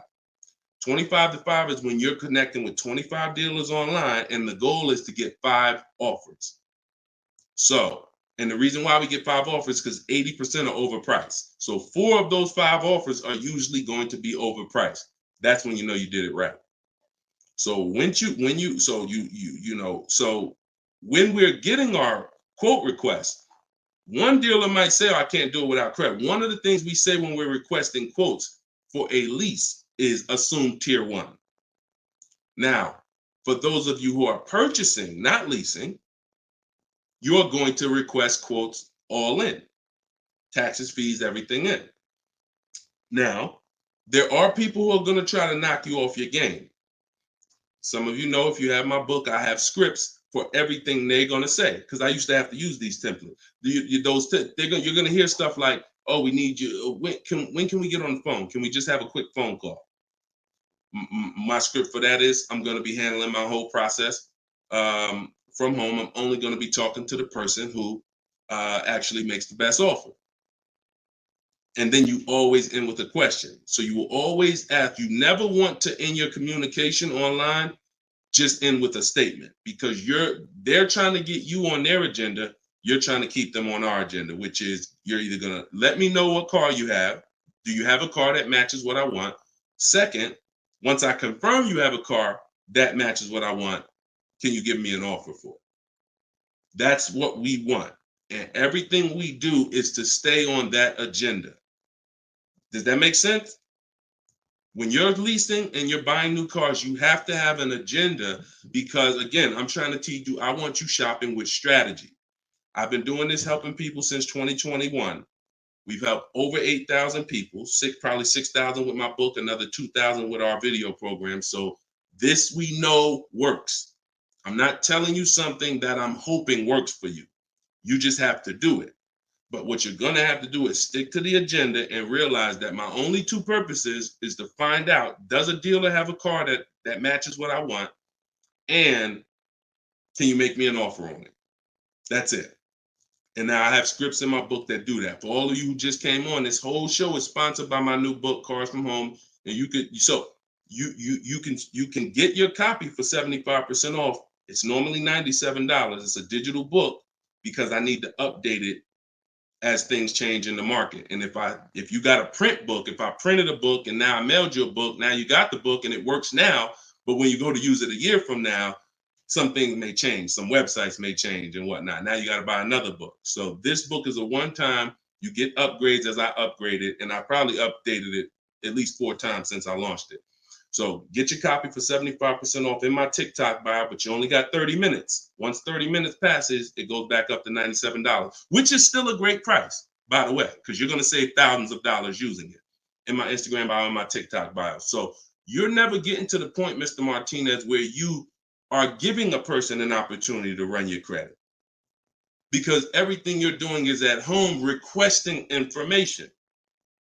So as long as you get into the business of being at home, writing and requesting prices, and seeing which dealer is going to offer you the car for the best price, you're never going to be in a position where you need to be giving your credit, because there's no reason. And if you give your credit, you really fell for the game, because now they locked you into them, which is the goal. So no reason for everybody, no reason to give credit to give somebody our credit to get an offer. All right, go ahead, Dolan. Next one. Type your questions. I see a lot coming in from Instagram. I'm in the dealership right now. Vital on Instagram. Keep that up. Keep that up, Dolan. Vital just said I'm in the dealer right now. Now, if you're there negotiating, then you're never going to get the best deal. You're never going to get the best deal. Understand, y'all, I'm not playing games. For those of you who don't understand what we really do here, like, this is Greg right here. Greg used our strategies. He got a $56,000 Kia EV6 win. He got it for $527 a month on his lease, no money down. That's through bids. That's not through negotiations. Danielle's lease, $44,000 Audi A3. She got it for $550 a month, no money down. You know, this is on a purchase here. Sean bought, and some of you may have these cars and look at your payments and you're going to say, Dad, Deshone, I got that same car, man, and I ain't get that price. That's why I'm trying to tell you to listen. And like, we're not regular here. And sometimes I think, like, I'm not the public. I could be in the car business making $200,000-$300,000 a year if I wanted to. This is not God's plan for me. I'm trying to give you the game, but you got to understand who I am. This ship has sailed. We've been doing this for thousands of people since 2021. If you just now here and you just finding me and you haven't used my stuff yet, like, you missed it, but understand, don't keep missing it. This Sean, he got this F-150 Lightning XLT, $73,000 truck, brand new truck. He saved over $20,000 getting bids my way. And the people who learn from me, they're never going back to the old way. They're never going back to negotiating and dealing. It only take one time for you to use what I'm telling you and see how quick you buy cars and see how much money you save to realize, oh shoot, I'm never going back to that old way of car shopping again. All right. So if you want to do it, you need to leave that dealership. Unless you're just there to test drive, that's different. So Instagram. Considering leasing a car, but feels like it will keep me constantly having a car payment if I choose to keep leasing at the end. Could you please explain the strategy to leasing versus financing? Absolutely. So when you're leasing, so this is a great question. Somebody said, look, if I lease, I'm going to always have a car payment. That's absolutely true. And so there's two totally different ends of the spectrum, y'all, when we look at how we acquire cars and get the best deals on them. One is a lease. My goal is to drive a new car, always under warranty in most cases, except if I'm a high mileage driver. I'm paying pennies on the dollar compared to somebody purchasing like that same car that Greg got. He's paying $527 a month. That same vehicle would be, it's a $56,000 car. That same vehicle will be $1,000 a month on the car note, at least on a 6-year car note. So I'm paying pennies on the dollar. I just had somebody today, he's going to pick up a brand new Kia Telluride. He got a payment of in the 400 range of $42,000 Kia Telluride. Once he negotiated it, he decided he was going to put $2,500 down because he wanted his payment where it was. But he already had a ridiculously low payment. It was like a 1.1% lease deal on a Kia Telluride. I told him, I said, you know that same Kia Telluride, $42,000, that would cost about $800 a month to purchase? He said, yeah, I know. I used to buy one. I used to buy mine. He actually had one. It got totaled. So he knows how much he was putting into that vehicle before he actually figured out he's not an 8-year person. So if you're not keeping your cars 8 years, you should be shopping for aggressive lease deals because it's pennies on the dollar. And we shop with bids because it's easy. It's fun. We're in control. And that's the way we do it. Now, the other side of the spectrum are long-term vehicles that are going to be what we call a keeper. If anybody who has a keeper in their household, type a K. If you have a vehicle in your household right now that you've had for more than 8 years, type a K. Type a K. Type a K. As you come in, y'all, if you're on Instagram, could y'all hit that paper airplane? It looks at the bottom of the screen. It allows you to share this broadcast with your friends. And could everyone who shares, could you share this broadcast? It does help. It matters. And I'm never going to stop asking for it. And I'm never going to stop appreciating the people who share. I appreciate you guys. And your friends will appreciate you more than anything, more than even I appreciate you. When you tag a friend who doesn't know me and they're car shopping, they'll appreciate you more than even I appreciate you. So, okay, all right. So we got John on on Facebook. We got Michael. We got hold on, let me see. Acura MDX. Rob Korn got an Acura MDX on Instagram. He's had it 195,000 miles. So these are what we call Derek on TikTok, Donald on TikTok. These are what we call keepers. These are vehicles that, someone asked a question about understanding if I always have a car payment, if I lease, can we please explain the strategy of leasing versus financing? I just told you the benefits of leasing. Now, all those benefits come at a price. Now, the other side of the spectrum is the long-term keeper vehicle where now we have outlived depreciation because the unseen expense is the one that's killing you. The unseen expense is depreciation.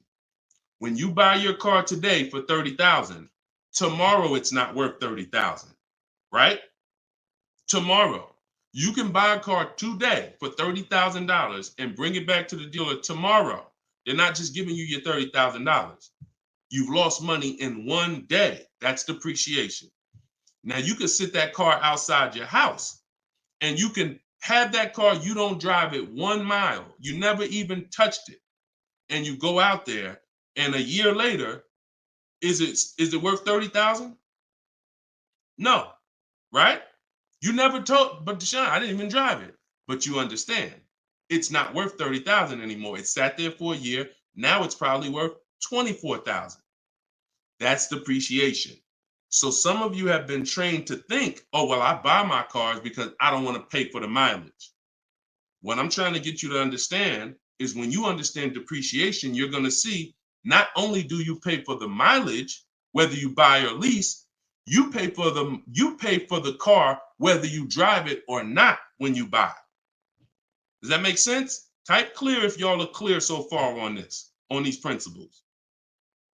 Because it's bad information that's been fed to you for all these years that, oh, you know what? I like to drive as much as I want. Oh, I like to do everything and I don't want to pay for mileage, so I'm going to buy.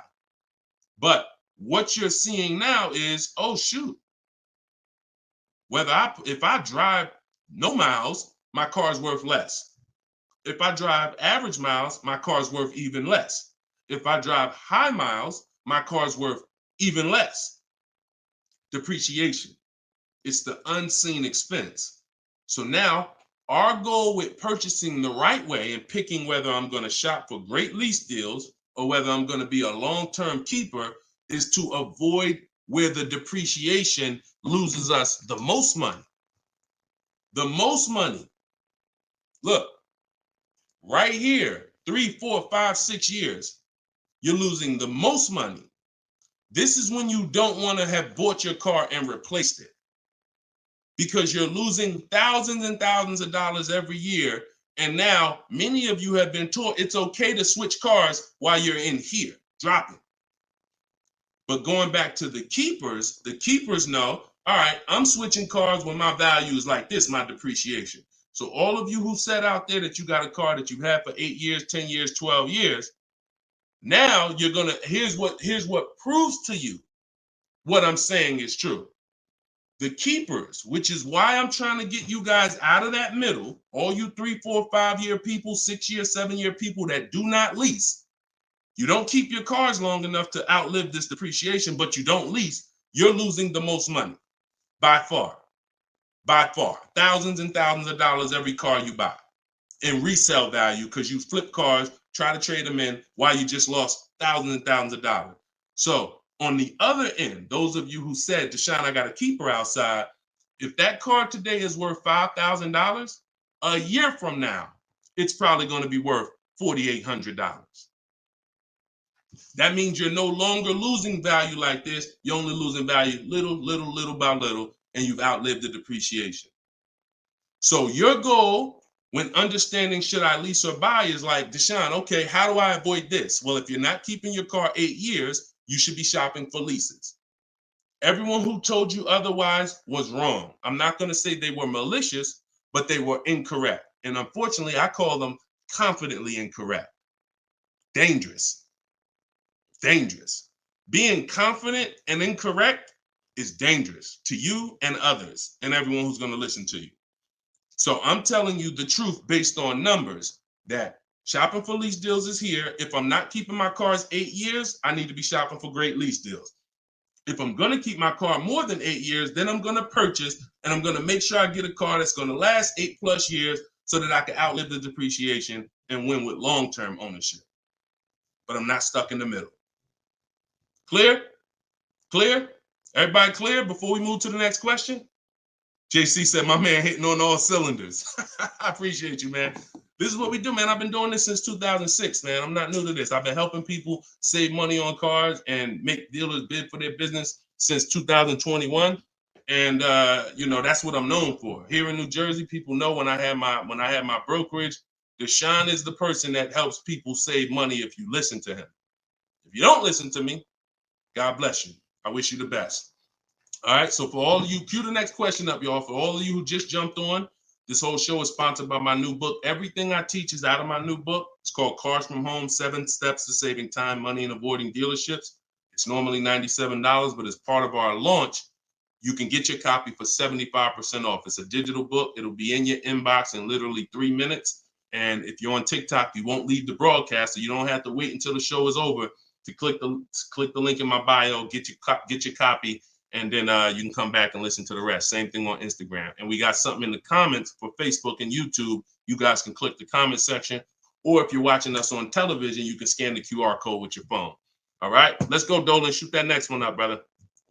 Let's keep these questions coming, y'all. Keep typing them. And again, we're live right now, Wednesday. This is our Wednesday 12 p.m. live stream. I want to make sure I keep saying that because we broadcast these shows all day long so that some of you could tell your friends if they missed the live show, they can still see the broadcast. But right now, it's Wednesday, and this is our 12 p.m. live. So ask your questions. This ain't a rebroadcast. JC said, could you please share with us your insights on how to best eliminate dealer add-ons, addendum lists from the deal? Example, windows etching, low jack, nitro in the tires, Scotch guard. Okay, you name it, whatever. I always say this, and I have a video that has done well. It's been seen by several people, and it says we don't negotiate with dealers with fake fees. You can see, what I need you to know is 80% of dealers are overpriced.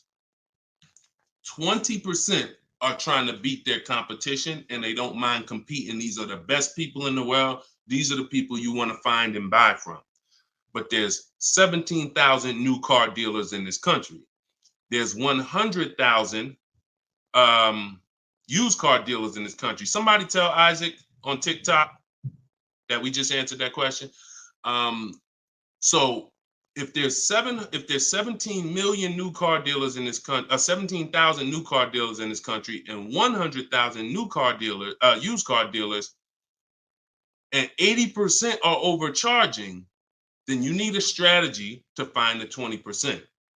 That's another reason why you cannot walk into a dealer and think you're going to get your best deal, because you don't know. You have a much higher chance of finding an 80% than you do a 20%. Does that make sense?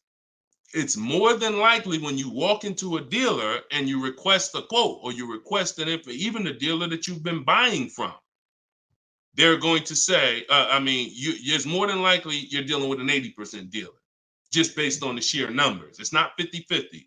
And like I said, I've worked with 8,000 people since 2021. We have the data to show this is not 20% is who you're looking for. That's who we're looking for.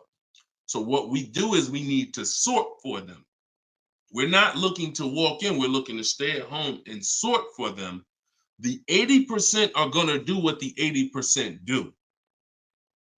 To answer your question, JC, I'm not interested in getting an 80% dealer to take off their fees because that's not what they do. Thanks, Carter's dad. That's not what they do. They charge fees. People pay fees. People who walk into them and buy the old-fashioned way. Your friends. Some of my friends who don't know me, most of my friends know me though now. So, pretty much everyone that knows me in real life uses what I teach. But some of your friends, pretty much any of your friends that ain't doing what we teach, they're out there walking into dealers. And the 80% are going to do what the 80% do as long as people keep paying it. As long as people, all right, man, well, look, you're going to have to take some of that off. It's made up to begin with. So how do I win if you're taking off $2,000 of fees you made up and then I think I won? How's that a win? So the tactic is the worst kind of people are going to start so high. It's called padding the deal. So when you walk into the dealership, I'm padding the deal if I'm the worst kind of person. If I'm somebody who I bounce from dealer to dealer, I make a lot of money, but my customer service scores are low, but I make a lot of money, so I always have a job. Now what I'm going to do is you're going to sit down, and I'm going to say, all right, which car are you looking for? Which car are you looking for, Diana? All right, Miss Roberts. All right, here's what we're going to do. Okay, so it's going to be working out about $650 a month. All right. Shoot, that seems kind of high. Here's the problem when you're in a dealer. You don't even know if 650 was the right starting point. Maybe the real starting point was supposed to be 550.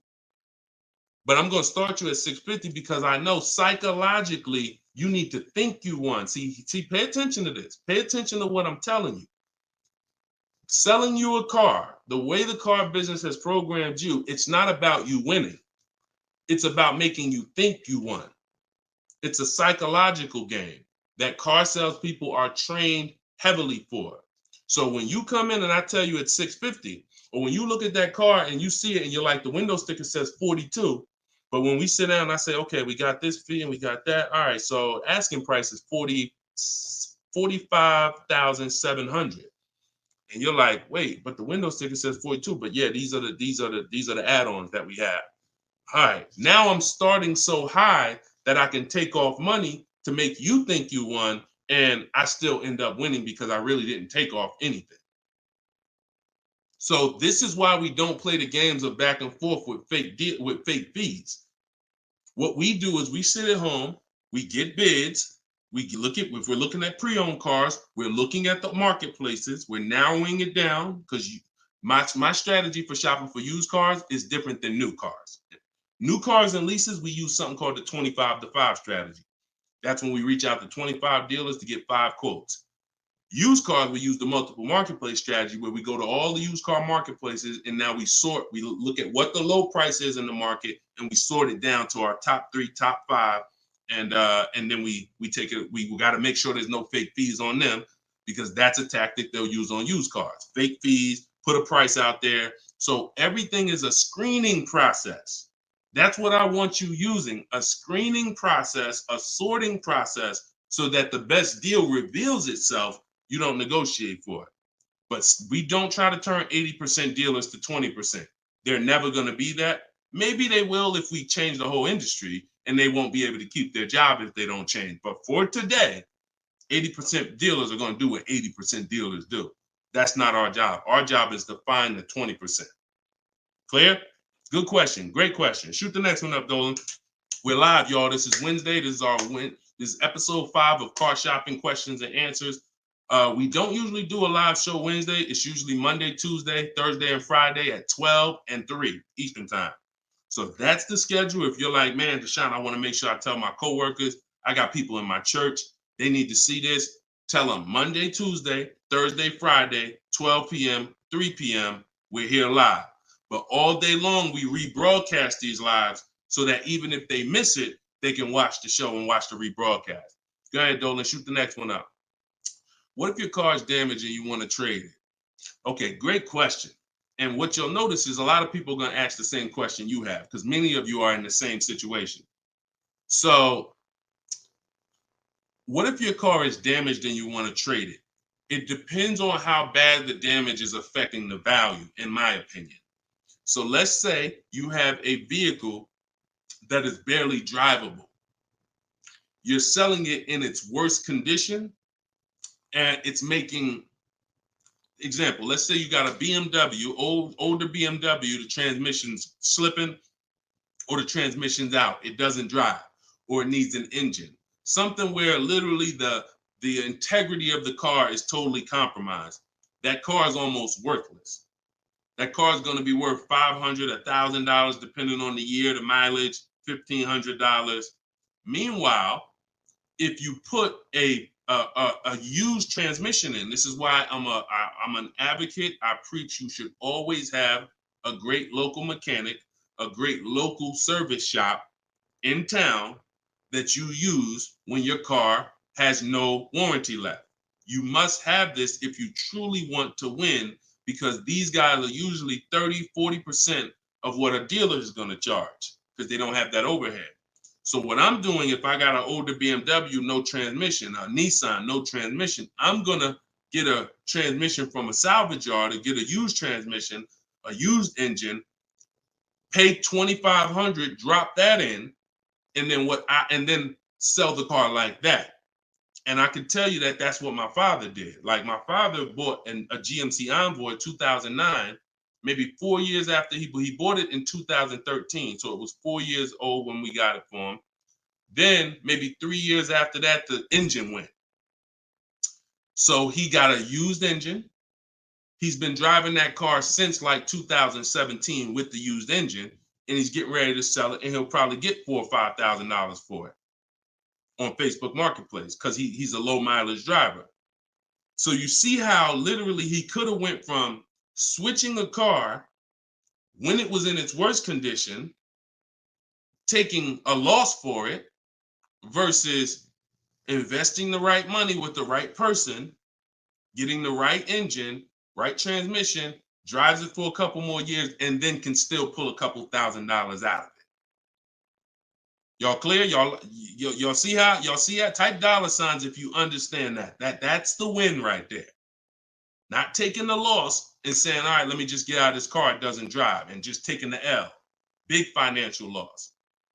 Now, if you don't have major damage, then I wouldn't say fix it. If you're gonna go and you got a couple nicks on the car, then it might cost you $500-600 to get the nicks touched up, but then the value of the vehicle only changes by $500-600. So it was really a wash. You put 500 out, the car's worth 500 more. You want to only repair stuff that when you spend the money, you get double back what you spent. I put 2,500 in, it increased the value of my car by $5,000. And that's typically my opinion and my rules on how I like to operate when it comes to damage. Yes, I'm actually live right now. And why is your name the Auto Advisor? We got the Auto Advisor on TikTok. Go ahead, shoot the next one up, Dolan. All right, this one from YouTube. Alberto Romo. My car has some equity. Dealer called me if I want to trade for a new one. Car has less than 30,000 miles. Should I do it? Who's getting calls from dealers right now begging them to come in and look and let them buy your car? Who's getting calls? Who's getting emails? Who's getting letters right now from dealers? Fancy Girl Kiki said me. You're getting calls. You're getting calls. You're getting emails. You're getting letters. Hey, Ruben, we'd love to buy your car right now. Hey, Isaac, we could get you out of your car early. Come in right now. A lot of you, right? I see a lot of you. The reason that's happening, look, he's saying lock on Instagram, me. So the reason this is happening, y'all, is because they're depending on you letting the dealer be your first offer for your car. Now, see, dealers know they're getting outbid right now. They're not able to buy as many cars as they used to because people are getting used to, I mean, it's almost a curse word in my book. We don't use this word. We don't use the word trade. And some of you who have seen me in the past, you know we don't use the word trade. There's only one scenario where we need to trade, and that's if we have too much negative equity. The reason why we don't trade is because trading is not a bidding system. There's 3 transactions that you've been trained to give to a car dealer. One is buying a car from them. That's its own transaction. I bought a car from you. The second is getting the loan from them. That's another transaction. I got a loan from you, because there's other companies out there that only give loans. They don't even care if you buy a car. They don't sell cars. They give loans. That's a clue that there's money in the loan business. Now, the third transaction is people who want to buy your car. When you give your car to the same dealership, you gave them your old car, that's one transaction. You gave them your loan, that's another transaction. And you gave them the purchase of a new car from them. That's 3 transactions. And most times you didn't get bids on any of them. That's how you're losing money. You're probably losing $2,000 here, probably $1,500 on the loan, and then maybe another $1,000, $1,500 on your car that you gave to them. Hidden money. See, I'm not just here to teach you how to car shop from home the right way, strategically using my system. I'm also here to reveal to you the hidden money that you haven't seen in your car deals. So you got to stop doing combining transactions. That's why we don't trade. We get offers in my book, step 2. My book is 7 steps. Everything I teach is 7 steps. Those 7 steps won't change. First step is most important question. That's leasing versus buying. How many years you keep in the car? Second step is equity assessment. I need to get offers for my current car, my current lease, see if I have any equity, see if I can break even, or see if I have negative equity. Third step is deal structure. I need to find out how much this car is supposed to cost if I get a deal on it. I'm budgeting for a deal. See, we don't budget based on how much I could afford. I'm budgeting, I'm looking at a car if I'm going to lease and saying, if I'm leasing, this is what a good deal would be on this car. I'm budgeting if I'm purchasing, this is how much I'm coming up with. Watch this. Many of you go in and I only want to spend no more than $500 a month. Or hey, I only want to spend no more than $30,000. You end up spending $570. Or you end up spending $31,500. Or they say, hey, yeah, we got you to $30,000, but what about the taxes? All right, well, I guess I'll just put that on the credit card. So you end up going over budget because you shop with your max budget in mind. We never shop with our max in mind. We shop with multiple goals below our max so that we always, no matter where we land, we're under our max budget. That's step 3. Step 4, we do something called shopping, not buying. We don't mix the two with my system. Shopping is deciding what you want. Buying is step 5 when we go into the market and we start getting offers on what we want. But when you get to step 5, you're in the market getting offers. Step 6 is paperwork and protection. All that paperwork that you need to know. All right, do I need this product? Warranties, all of that is step 6. And then step 7 is delivery. So everything I'm teaching you falls under one of those 7 steps. And I'm trying to get you to use a system instead of winging it. If you don't wing it, you'll be fine. But step 2, Alberto, is the equity assessment, where you're getting offers to find out what your car is worth. You can give the dealer an opportunity later to beat it, but you need to know. That's why we don't respond to those. Hey, come on in. Let me look at your old car. Let me buy your old car. Hey, come on in. Let me see. You need to call your bank for a payoff. And you need to go to CarMax, Driveway, Carvana, Kelly's Blue Book Instant Cash Offer, AutoNation, Sell My Car, Car Guru, Sell My Car. Take you 20, 25 minutes to do your equity assessment, and you got real cash offers that you'll know if I have equity in my car, and you'll know these people can cut me a check in an hour. And now let me go prepare to shop for my replacement car because these companies already bid on my old car. Type clear if y'all are clear on that. That's the equity assessment. That's my 7-step system. That's why my book is called Cars from Home, 7 Steps to Saving Time, Money, and Avoiding Dealerships. All right. All of you could get a copy. You could get your copy for 75% off. It's normally $97, but as part of our launch, you can get it in my TikTok bio for 30 minutes for 75% off. Once the timer goes back up, once the timer expires, it's back up to $97. So get your copy before the timer runs out. Same thing with Instagram. Go to my Instagram bio. You'll have it 3 minutes and you come back to the show. And if you're on Facebook or YouTube, we got links in the comment section for you. All right. Great question, though. Look, go ahead. Shoot the next one up, Dolan. I said, this man, bro, spitting gold fire for real. I hope this isn't going over anyone's head. Me too, bro. Listen, me too. Keep that question up. Fancy girl Kiki from TikTok. But me too, bro. Like I'm sitting here, man, and I pray every day that the Lord help me to look. I want you to even see. I gotta unlearn. That's why I represent this brand. I got to unlearn. Like I have been programmed, and the people who programmed me have actually programmed me because they make more money by me staying programmed. So some of you, it's unfortunate, are not going to spend $24. You're not going to spend $24. Now, I had people get the book for $97. It's people that might be on here that say, man, I got the book before we even had this sale. $97, but some of you are not going to spend $24 to get the book. But you want to go into a 5-figure transaction, a 5-figure, $10,000, $50,000, $100,000. Some of you who are buying luxury vehicles and exotics transaction, but it's something about not, and that's just unfortunate. All right, fancy girl Kiki from TikTok. Is it true that you can have your down payment go towards your payments? So all right. So when we're working out our loan, again, this is still combining the loan and the purchase of the car. Because when you're actually trying to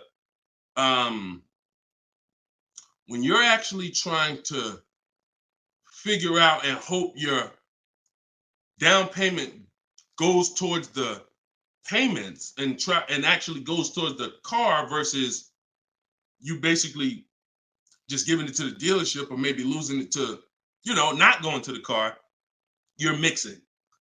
Because when we're shopping, we have loan. When you buy your car, if I'm financing, right? Give you an example. When I bought my Infinity truck, I'm shopping for the car. Once I get the car, now, and I use my perfect budget calculator. It's in my book. It's a calculator I created. See, that stuff I can't even explain on this show. I can't explain how a calculator that I created works. It's a surprise when you get there, when you read and you're like, oh, this is a calculator. I've never seen nothing like this before. I know, because I made it. And I got like 5 of them in there. So, but when you're trying to do what it does, I can tell you how to do this manually to some degree. When you got to know what you can spend. That's why we have that budgeting exercise where, in order for me to be at a $450 a month payment, I can't get any more than a $22,000 loan. If I get more than a $22,000 loan, then I'm going to have more than a $450 payment. So now you might say, okay, 6 years though, because if I go 6 years on the loan, then maybe I could get like $25,000 depending on my interest rate. But I need to know how much car I can buy based on where I want my payment to be. So now once I establish that in a budget exercise, you can do that with some calculators online, try to, but you have to account for taxes. The reason why these calculators don't work well, because they're not going to account for the taxes. They're not going to account for, any down payment you want to put in, and they're not going to account for any equity you may be getting. And then they're not going to give you these goals for, all right, a 5-year loan or a 6-year loan is 2 different prices. $450 a month for 5 years is not the same as $450 a month for 6 years. If I get a car at $450 a month for 5 years, I got a better price on it than if I got it for $450 a month for 6 years. So these are the things that you kind of got to have in your budget so that all right, this is how, because it does me no good to know that I could go and spend $35,000 on a pre-approval. What does that do? How does that equate to what I can actually spend? I don't want to spend $35,000. That's a $700 a month payment. So, but once you establish the budget on how much I can spend, now you go find the car. So I'm shopping for the Infinity, and I'm shopping knowing all of these cars are within my budget.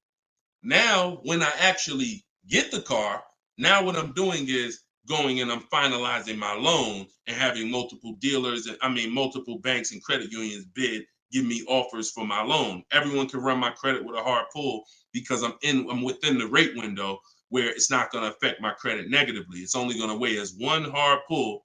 I know you've heard, oh, don't let all these people run your credit. If you do this right, according to how you're supposed to rate shop, you can Google rate shop. In fact, I'll show you right now. I'm going to share my screen so y'all can actually see. See, it's the information you don't know that's costing you. It's the information that you don't know that is costing you. Look, if I go to Google and I type in rate shopping, Experian has a whole article. Let me know if y'all can see my screen. Hold on. Oh, wait, hold on. Entire screen. Look. So I go right here. Rate shopping. They have a whole article about how to properly rate shop. And let me see. Look, the FICO score window is 14 to 45-day period, depending on which version is used to calculate the score. So we do it in 2 days.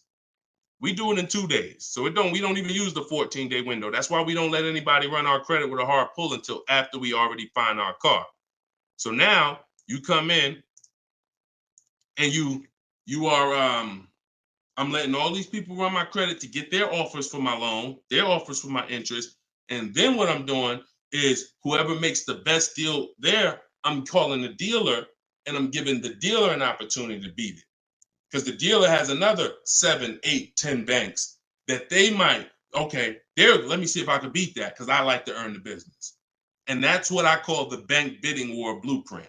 So I'm putting that when you get my book, you actually get the bank bidding war blueprint because I haven't combined it with my book yet. It's going to take me probably about 30 days to combine it into my book. So I just send the book and I send the bank bidding war blueprint. That strategy right there is called the bank bidding war.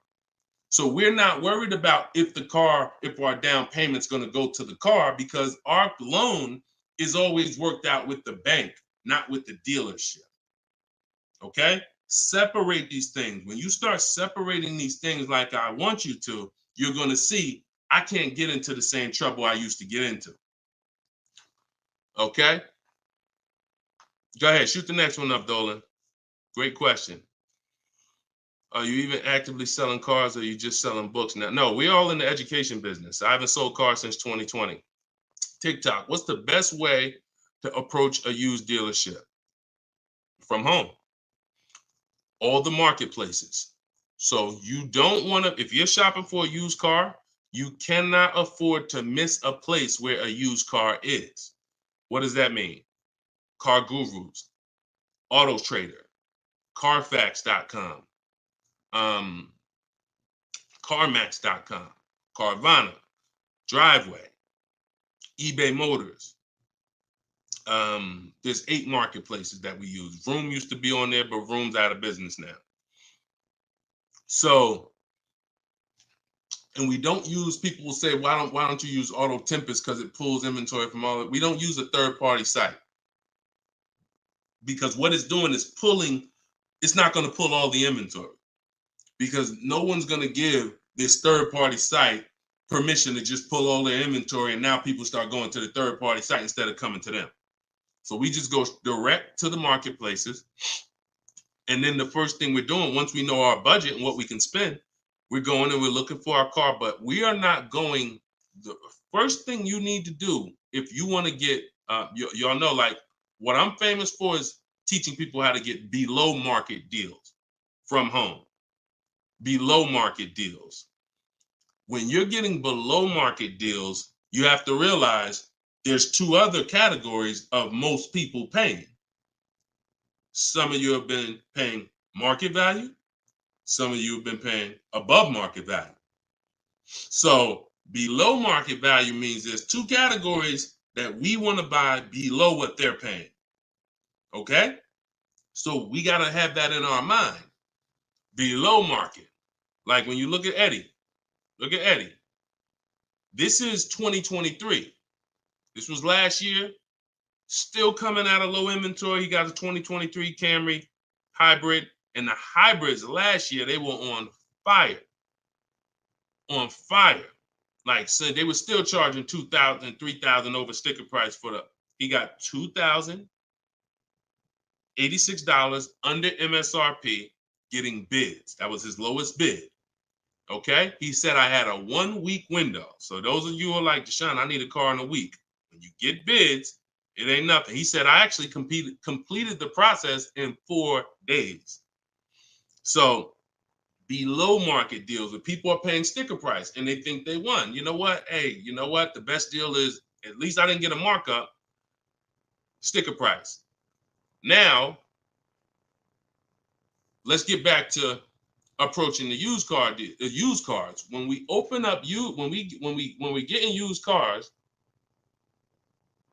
Oh, wait a minute, yo, banana Thad, you funny, man. So when we get in used cars, so our goal before we could get a below market used deal, we have to know what the market prices are. So when we open up those marketplaces, the first thing I want you to do is look and sort from lowest to highest prices on all of them. Lowest to highest prices. Well, the first thing we actually do is start an account. You want an account because we want to get alerts of all new inventory. So we start an account on all the marketplaces that we can start an account on. Now we're going to look and sort from lowest to highest, and we're going to look and see what the low side of the market is. Low side of the market, low side of the market. Now I might say, okay, the low side of the market is about 22, 23. If you're doing it right, you're always going to have prices that are $3,000, $4,000, $5,000, $6,000 more. If you don't see that type of spread, you're not doing it right. So now we know this is the low side of the market. Now here's what comes with the low side of the market. Bad Carfaxes, frame damage, salvage titles, sketchy history, Damaged cars, that's good. That's what comes with it. What we're looking to do is see where those cars are priced at, and we're looking to be right above them. And from there, we have a particular system of how we're going to sort based on title history, service records, extremely important. We will not buy a used car without great service records. Then we go to accident history. There's a couple different types of accidents: serious accidents, airbag deployed, vehicle towed. All of this is serious accident. I appreciate you, JCAA. Shout out to the sharers on TikTok. Now we go to, then we need to verify there's no bogus fees, because that's a narrowing down. Now that'll narrow us down to like a top 3, top 5, top 7. But some of those vehicles are going to have bogus fees, guaranteed, guaranteed. And this is not always happening day one. That's why I don't want you waiting until you need a car to go shop. I want you in the market early, a month, 2 months, 3 months before you need a car, so that you can watch the market. And when you can watch the market, you have much more leverage. You have much more flexibility. You can say no. You can see where the price trends are, and you can get alerts. Many times, it's the alerts of the new cars that's going to be the car you take down. Because once you know the low side of the market, now you're getting alerts. Every new car that hits the market, boom, soon as it hits, I can look and see, oh, that's priced on the low side. Now I look, oh, shoot, frame damage. Oh, shoot, salvage title. Oh, shoot, whatever. And eventually one pops up and you're like, oh, good Carfax. Oh, good title history. Boom. And now we're preparing to get ready to take that car off the market. We can't test drive used cars until we're ready to buy them, though. That's the only reason we can't do 100% of our used car deals from home, ever. New car deals, we've had people throughout, use my book, in my course, 100%. Dealer delivers the car. That can happen. New cars and leases, 100%. Used cars, we can't. You must go to the dealer. You must see the car. You must drive it. And then that's when you're taking that deal across the finish line right then and there. Okay? That's a overview of what I call my multiple marketplace strategy. If you do that, you win. I mean, there's no guarantees in life. So I'm not here to guarantee, but I am here to say, you haven't had strategy. When you're using strategy and boundaries, you haven't had boundaries or strategy. You add boundaries and strategies to your car buying, 99 times out of 100, you're going to win more than you used to win. All right? Go ahead, Dolan. Shoot the next one up.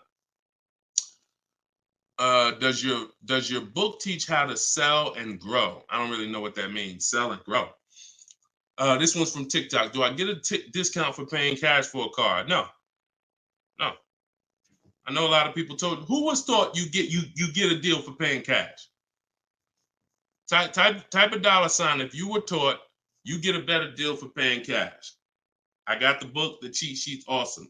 Service connected. Don't use the cheat sheet. If you got the book, scrap the cheat sheets. The book is the nuts and bolts. The cheat sheets is an overview. I see you though. Use it. Win. So, all right. So you got Gina VL. You got Court. I don't want to butcher your name, so I'm not even going to try. I see you on TikTok though. I see Cozy Boy Nesto on Instagram. Okay, Monty. So my question was, who was taught you get a better deal by paying cash? All right. Now, I said type a $sign if you've ever heard this. Now, I don't want you operating with bad information. Let me tell you where this came from. And remember what I said earlier in the show. Earlier in the show, I told you the car business is not about you winning. If you win, great. But it's about making you think you won. And I can only make you think you won based on what you tell me you need in order to feel like you win. So if you come in and say, listen, man, I'm paying cash, man, y'all got to do something better for me. I'm not going to sit here and tell you, well, you don't get a better deal for paying cash. Now, I would tell you, listen, I'm going to be honest with you. You can get this price whether you pay cash or not. So like there is no, but somebody who's like not going to be willing to go and tell you that, they're going to make it look like, all right, I got to make you think that the deal I'm giving you is because you pay cash. This originated from when dealers used to finance cars. There are still people And you may be one of them who think the dealer owns your car after you get it. That's why there are people who say if they can't afford a car, they say, man, I'm gonna get a dealer back their car. It's not their car anymore. Unless you're dealing with like a buy here, pay here place where they're actually extending the loan to you, it's not the dealer's car anymore.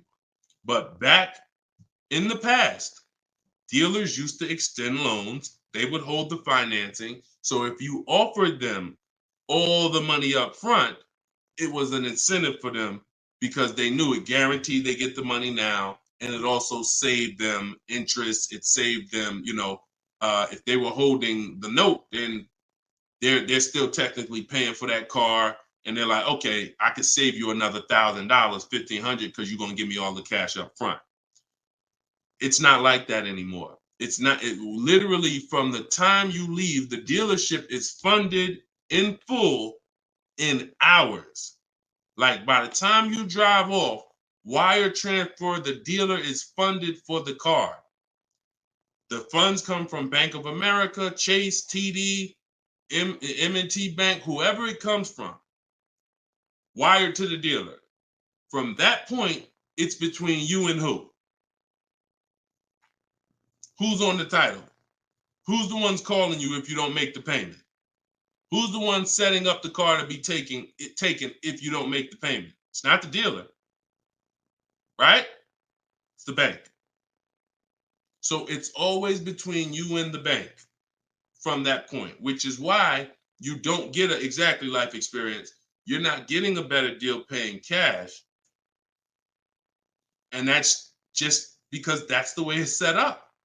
Now, the rare exception that you may see, and this doesn't happen a lot, sometimes there's like a low interest rate. Like when I was with General Motors, we might have like all right, you could get 0% interest, or you could get a $5,000 rebate. Only on a new car though. But you can't do both. So if you had somebody who could pay the cash, maybe they save more money by taking the rebate than they would if they were to take the loan. So in which case, you're not getting a better deal because you're paying cash. It's just an incentive to, you're getting a rebate. So these are very rare circumstances. So I just don't want you going in and telling you that you heard that from me. And I'm just telling you that's the truth. Like that is the truth. And when you really look at how banking works and how dealerships work and the fact they don't own the car, you'll understand there's no incentive to you paying cash at all. And if you're not investing your cash, see, I want you to also think about what you're doing with your money. Because if you want to pay cash, God bless you. Pay cash. Interest rates are high. Put as much down as you can. Pay cash. Get the loan out of there as fast as possible. You're paying 6, 7, 8, 10%, 12%. Get the loan out of there. Pay it off or make a large down, only finance a small portion of the car. But if the rates are low, which at some point we do believe rates will be low again, or I always tell people in the bank bidding war, you got to check, see if there's any special interest rates. There might be 0%, might be 1%, 2%. So if those instances exist, there are people who your money's invested. You're getting 8% on your money. You're getting 6%. You're getting 10%. You're in real estate. You're getting 15%. It makes no financial sense to take that money that's earning money for you out and put it into a car that is going to lose money for you. That $20,000, $50,000 you put in the car is going to be worth half of that in 3 and 4, 5 years. 5 years, it'll be worth half. So these are the things I talk about. I don't believe in one size fits all car advice, y'all. That's why I'm always saying it depends on this situation. If you're this type of person, if you're keeping your cars 8 years, you should be buying. If you're not keeping your cars 8 years, you should be selling. You should be leasing. A lot of people think, okay, Deshone, you talk about leasing a lot. I talk about leasing for people who are not keeping cars 8 years because they've been taught that they should still be buying. But I'm putting you in the strategy that's custom to your life versus what you've been hearing, which is people telling you, hey, do what I do. Only buy used cars, pay cash for them. Now, that's your situation. So anyway, so all of this is out my book. Cue the next question up, Dolan. We got a couple more minutes and then we'll wrap. All of this is in my new book, Cars from Home. It's called 7 Steps to Saving Time, Money, and Avoiding Dealers. Normally $97. You can get your copy for 75% off for 30 minutes. It'll be $24. And everything I teach is in there. You know, everything that my my students in my video course have had, my coaching. This is the same 7-step strategy that we use to get these below market deals. And I've been showing them throughout the show. So if you just jumped on, like we've been showing these deals throughout the show. All right. Go ahead, shoot the next one up, Dolan. How can we eliminate dealer add? Oh, we did that one. Yeah, we did that one from YouTube with the dealer add-on. This one's Dakota from YouTube. I have a Malibu Chevy, still drives good. However, the dealer's banged up as well as a few scratches. The door's banged up as well as a few scratches. I mean, if it's cosmetic, if it's banged up, I won't worry about the few scratches because the few scratches is really what's normal. And you know, people expect you to have normal wear and tear on a car. Some people think, hey, if I have a, you know, even with leasing, you're allowed to have wear and tear, a couple nicks, dings, they allow that. They don't expect you to bring the car back perfect. Same way with this. But if it's a big dent, that would be an eyesore, and you can get a company like Dent Wizard or something like that to come pop the dent out, then I would do that. That might be $200, but it might make a buyer pay, you know, $1,000 more for the car. Because if I come and I see the doors banged up, I probably want $1,000 off depending on what you asking. But if I come and see you done smoothed it out, now you could ask, and I'm less like, you know. So that stuff that you can put a little money in, that gives you a bigger return when you go to sell a car. Okay, in my opinion. Okay, show and tell. I have the book. Is Maps Academy different? Yeah. Maps Academy is my video program. The book is the 7 steps. I have a video library that's 7 steps in video, and then Maps Academy is, you know, my video program, and I coach people. So we do these Zoom calls, so we make sure we answer questions. So I always say, get in where you fit in. You know, get in where you fit in. I don't care how you get the information. Get the information. You want to get it from my free videos on social media. You want to cycle through those. I got hundreds of them. Piece things together. Get in where you fit in. You want to be on the live show. Try to piece it together. You want to get the book. You want to be in the video library. You want to coach with me. Whatever. That's what I'm saying. It's no excuse. It's no excuse for any of you not to be getting below market deals when the information exists. And it's thousands of people that testify about me. I'm not new here. We got over 2 million followers. If I wasn't helping people, it would have been out by now. Somebody would have wrote by now, oh, this guy don't do what he said. I got thousands of people around this country, testimonials, hundreds that we done just grabbed, boom, boom, emailing us, yo, look at my deal, look at my deal. So it's just, you are just now discovering what we do. But understand, we've been doing this. All right. All right. All right. Go ahead. TikTok. What would be the sweet spot year in buying a used large SUV, Suburban, or Expedition? Much as you could afford. You see, so when you look at quality, this is why I like to have multiple goals. Because what I like to do is I like to have a goal, right? 5-year loan, no down payment. That's one price. 6-year loan, no down payment. That's another price. 5-year loan with the money, you know, I might say, okay, if I have to, I can put $5,000 down. You know what I'm saying? Some of you, that's realistic. That's how you look at it. Man, if I have to, I got $3,000 I can put down. If I don't have to, I don't want to. That's why when you use my perfect budget calculator, which is in my book, step 3, when we're budgeting, we're deal focused budgeting. Here's what you want to know. If I want to be at $450 a month, how much is $450 on a 5-year loan? No money down. All right, that's one purchase price. Now, second tier, $450 a month, no money down, 6-year loan.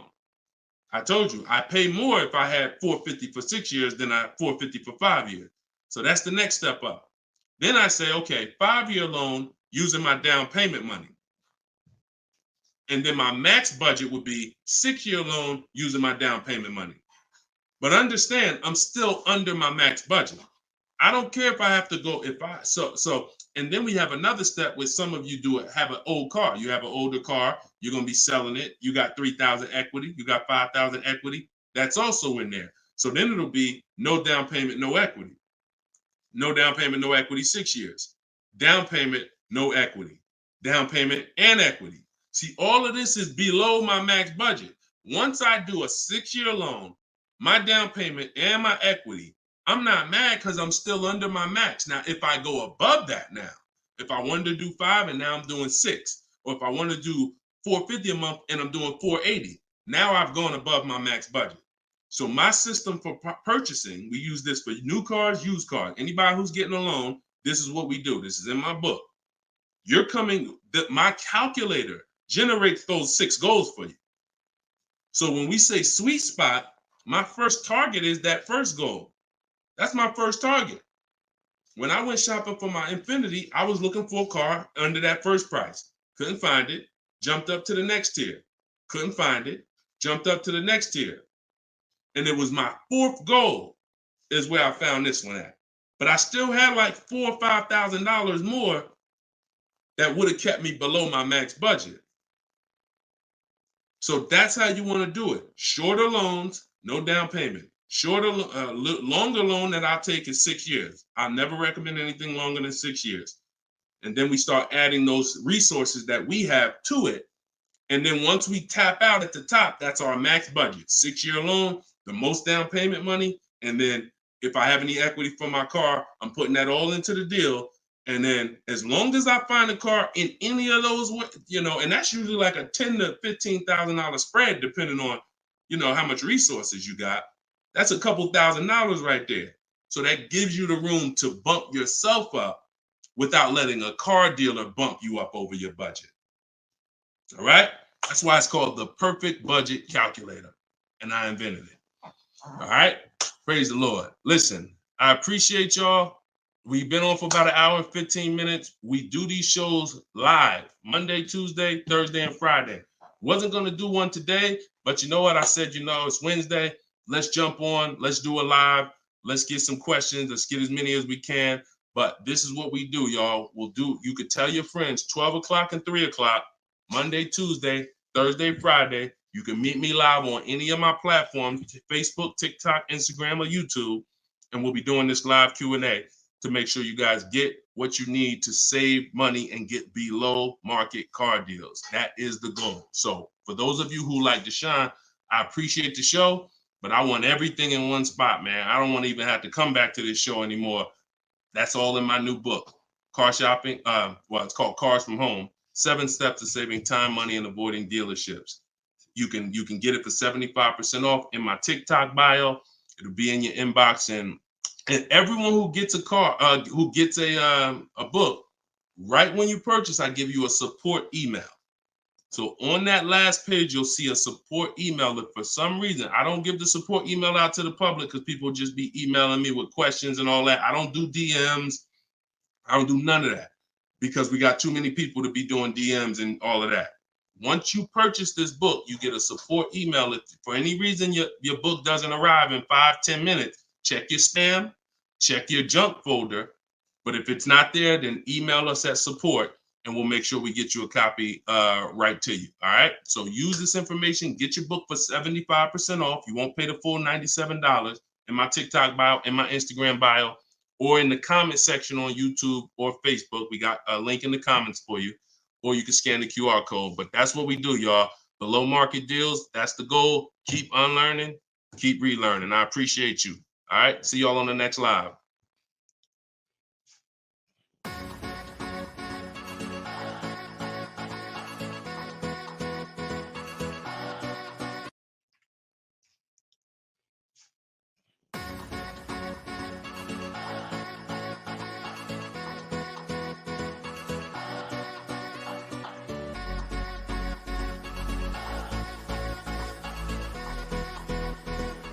worst possible thing you could say when you walk into a car dealership. I spent 5 years with Mercedes-Benz, 5 with General Motors, and the worst thing a person could say when they walk in is, if you could just get me to this payment, we got a deal.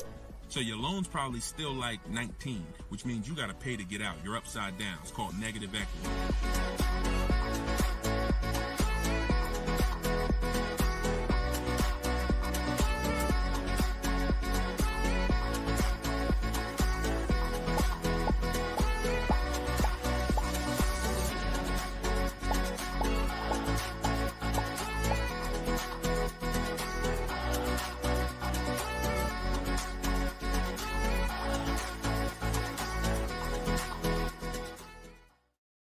Gail, welcome everybody to episode 6 of Car Shopping Questions and Answers.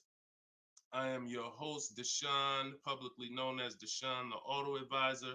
We do these shows Monday, Tuesday, Thursday, and Friday live at 12 p.m. Eastern Time and 3 p.m. Eastern Time. So I know some of you may see our live rebroadcast. That's for you to tell your friends about. That's when you can't make the show, you catch the rebroadcast. But those are the times that we're live. If you don't know me, I'm the author of the digital book Cars from Home, 7 Steps to Saving Time, Money, and Avoiding Dealers, currently rated 4.94 on Goodreads.com. So thank you to everyone who has reviewed the book, the digital book. All of you can get the copy for 75% off during the show for the next 30 minutes. You'll see when you click the link in my TikTok bio, there is a link, there's a button for you to get 75% off. So you won't pay the normal $97 price. Same thing with Instagram. And you guys on Facebook or YouTube, you can click the button in the comments and you can get your copy. So come on in, start typing your questions. We do this, we do rapid fire Q&A. I see a lot of people coming on the TikTok, and we got Dolan pulling questions. So no matter where you're watching us from, type your questions and we're going to pull them into the live show and we'll get them answered right now. All right. So I'm excited about this show. I see we're continuing to see people getting below market deals. If you don't know that the goal is for you to get below market deals, and the goal is for you to not spend more than 30 minutes in a car dealership. I spent 14 years in car dealerships. So you're not learning from somebody who's just like you. I'm just like you in that, I buy cars, I lease cars. That's the way we're similar, but I'm an insider. I'm an auto industry insider. My business for 14 years plus was in car dealerships. So start typing your questions. Let me tag everybody on Facebook and let's get down to business. Okay, whenever we get the first one, Dolan will put it up. Let me just tag my people here on Facebook. All right, there we go. Okay, what's up, Skinner? Good to see you. What's up, Angel? What's up, Jill, man? Good to see you. Yep, what's up, Jason? Great to see you. All right. Brother said he's been doing it. Oh, what's up, Auto Advisor? Good to see you. Absolutely. All right, y'all got to type fast. I know you probably, and try not to make your questions long. Try to get all your question in one shot, but try not to make it too long where it can't fit in. All right, this one's from TikTok. Isaac from TikTok said, best current APR rate for tier A1 credit. So the best APR is always going to come through getting bids. Now I know this is new. This is new to most of you. But getting bids is how you're going to get your best and guarantee your best car deal, your best loan. So I'm going to lay out this process we call the bank bidding war. And if you follow this step, you'll be able to have 10, 15, 20 banks and credit unions bidding for your loan. And then you'll be able to pick the best one. And the way you do this is extremely important, because if you do this right, then it's only going to have the same effect on your credit score as one hard inquiry. So think about what we're saying. We're going to allow multiple people to access our credit with hard inquiries, but at the end of this period, after we get our car, the weight on our score, the effect on our credit score is going to be one hard inquiry. So the first thing, there's 3 rounds in the bank bidding war. The first round is to always check and see if there's any special interest rates or special promotional rates that are being advertised for the car you're looking for. So let's just say you're shopping for a, Kia Telluride. You're gonna now check and see, is there any special interest rates? 0%, 0.99%, 1.99%.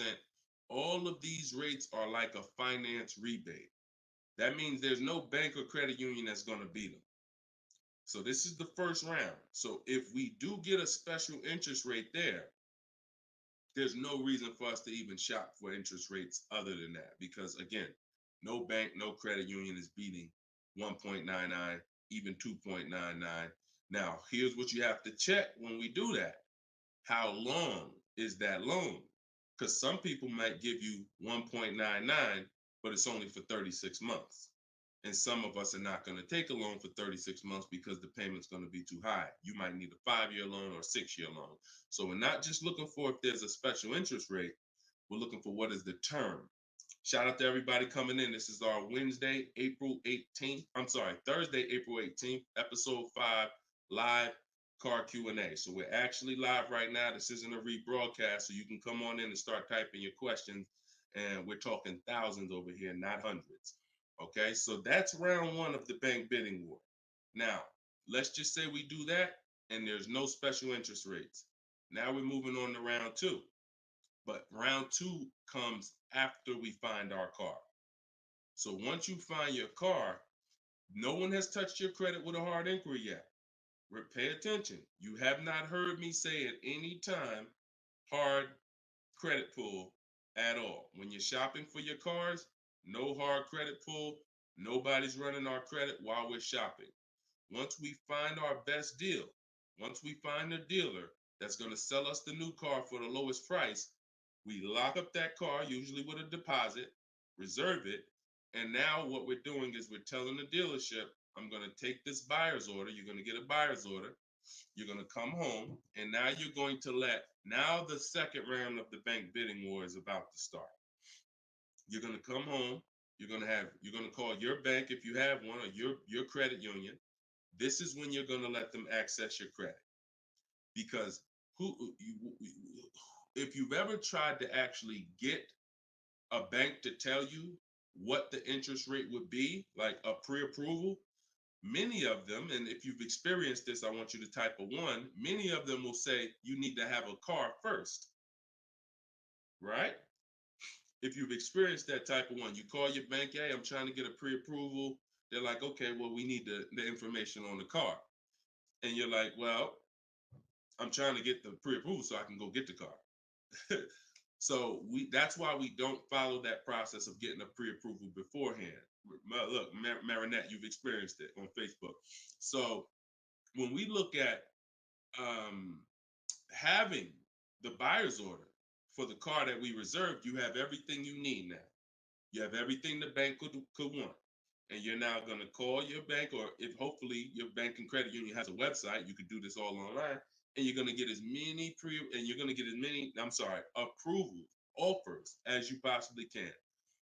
In my book, I list a couple: your bank, your credit union, online banks, Lightstream, community credit union, everybody who can lend in your state, you want them bidding. This is very important because some of you haven't been trained to see. My job is to not teach you just how to buy from home and make people bid for your business. My job is to show you everyone willing to listen. If you're willing to listen, I'll show you where the hidden money is in your car deal. The money you have not been trained to see, or the money you've been trained not to look at. And the people who have trained you not to look at this money are usually the people that's making the money. So you have to see that one point. Let me give you a scenario here. Let's go to an auto loan calculator so you can see how much money is just in your car loan. Just in your car loan. And we're going to do a couple different interest rates so y'all can take this serious. and you'll see why you need to be getting multiple bids for your interest. So if I'm buying a $30,000, if I'm looking to borrow $30,000, let's take $30,000 for an example. Average, pretty good average. Average price of a car is probably higher than that, but let's use 30. Now, if that interest rate is 5.99, total interest paid is $4,791 over the course of 5 years at 5.99. If the interest rate is 7.99, total interest paid is $64.89. That's over $2,000 difference. 2 points, $30,000 loan. Now, some of you are going to be borrowing more than that. Some of you are getting $50,000 loans. Interest at that same 7.9 on a $50,000 loan is $10,815 over 5 years. Now, if you can get 2 points less, 5.99, interest is $7,984. This is $3,000 difference. So, do you see how if you're not getting the best loan offer just as serious as you're taking trying to get the best price, you get a good price and then you'll give it back to the bank who's giving you the loan. So this is why we get big. So we're now going to let all these people run your credit. This is when you do your hard inquiry. You don't do it before this. Hard inquiries, credit unions, online banks, your bank, your credit union, everybody's bidding now. And now what you're going to do, once you take the best offer from that round, that's round 2, that's when you're going to call the dealer and you're going to tell them what that best offer is and see if they can beat it. Because the dealership has another 7 to 10 to 12 banks that they're going to be competing to try to get your business. So this is the bank bidding war. So when I created this product, and if you do this right, as I said, what I know you were taught, who was taught, be honest, we're live right now. This is our Thursday, 12 p.m. live. Who was taught, don't let people run your credit. When you have multiple inquiries, it lowers your credit score. Who was taught that? Type me if you were taught that. Don't let these banks, don't let people run your credit. You can't have all these people doing hard inquiries or they're going, it's going to jack your credit score up. All right, look, that right was taught. Okay. Look, Lisa, I see you. Hold on. Let me go to Instagram so I can see our Instagram comments over here. I always got to go to Instagram Live. Okay, Diana from Facebook. I see you. Hold on. Let's get Instagram in the building. Give me a second. All right. Marinette. All right. Marinette. Okay, I see you. D, I don't even want to try to pronounce your name, but I see you on Instagram. So it's partially true and it's partially wrong. You have to do it the way I just laid out for you. That's called the bank bidding war. And if you want to prove this for yourself, you can simply type in rate shopping online and you'll see this is how the credit union, this is how the credit bureaus allow you to rate shop. So they'll give you 14 to 45 days to do it. If you do it like I just told you, it'll only take 2 days. 2 days. One day you're doing all your stuff at home. We're getting all our lenders at home to bid. The next day, we're getting the dealers to get their lenders to bid. And then we're making a decision on who got the best offer. So don't ask yourself. I never want you asking yourself. I never ask myself, did I get the best deal? That's a question of disempowerment. That's a question of weakness. We don't want that. What you should be saying is, following this process, I guarantee I got the best deal because I got offers from all these banks. I can't get offers from 15, 20 banks and not guarantee I got the best rate.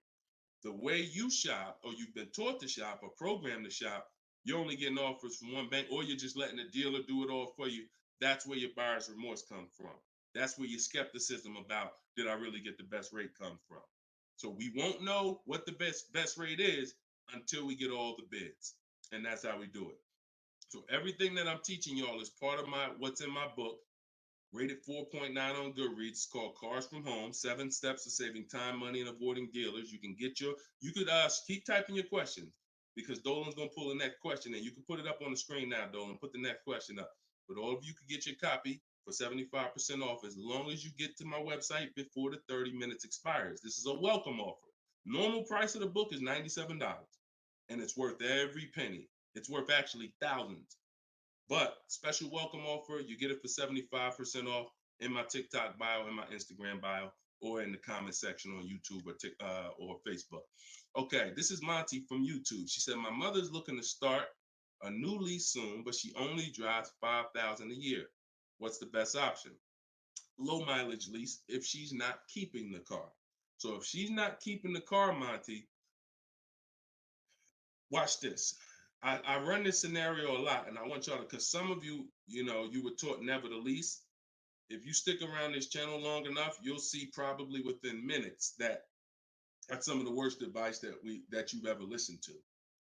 If you don't keep your cars 8 years, so we'll talk about that. And we show examples. It's not even up for debate.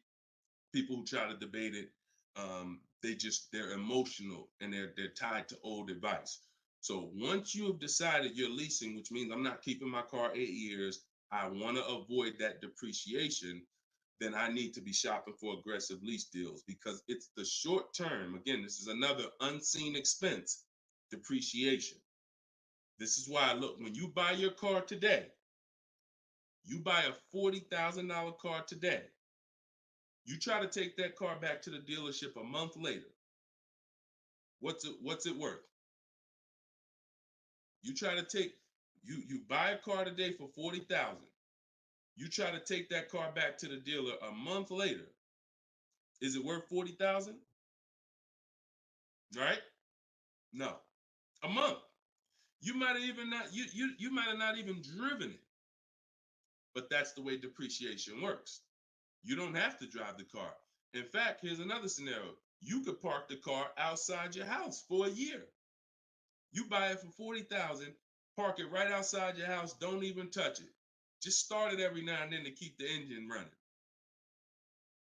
You come back a year later, that car is not worth $40,000.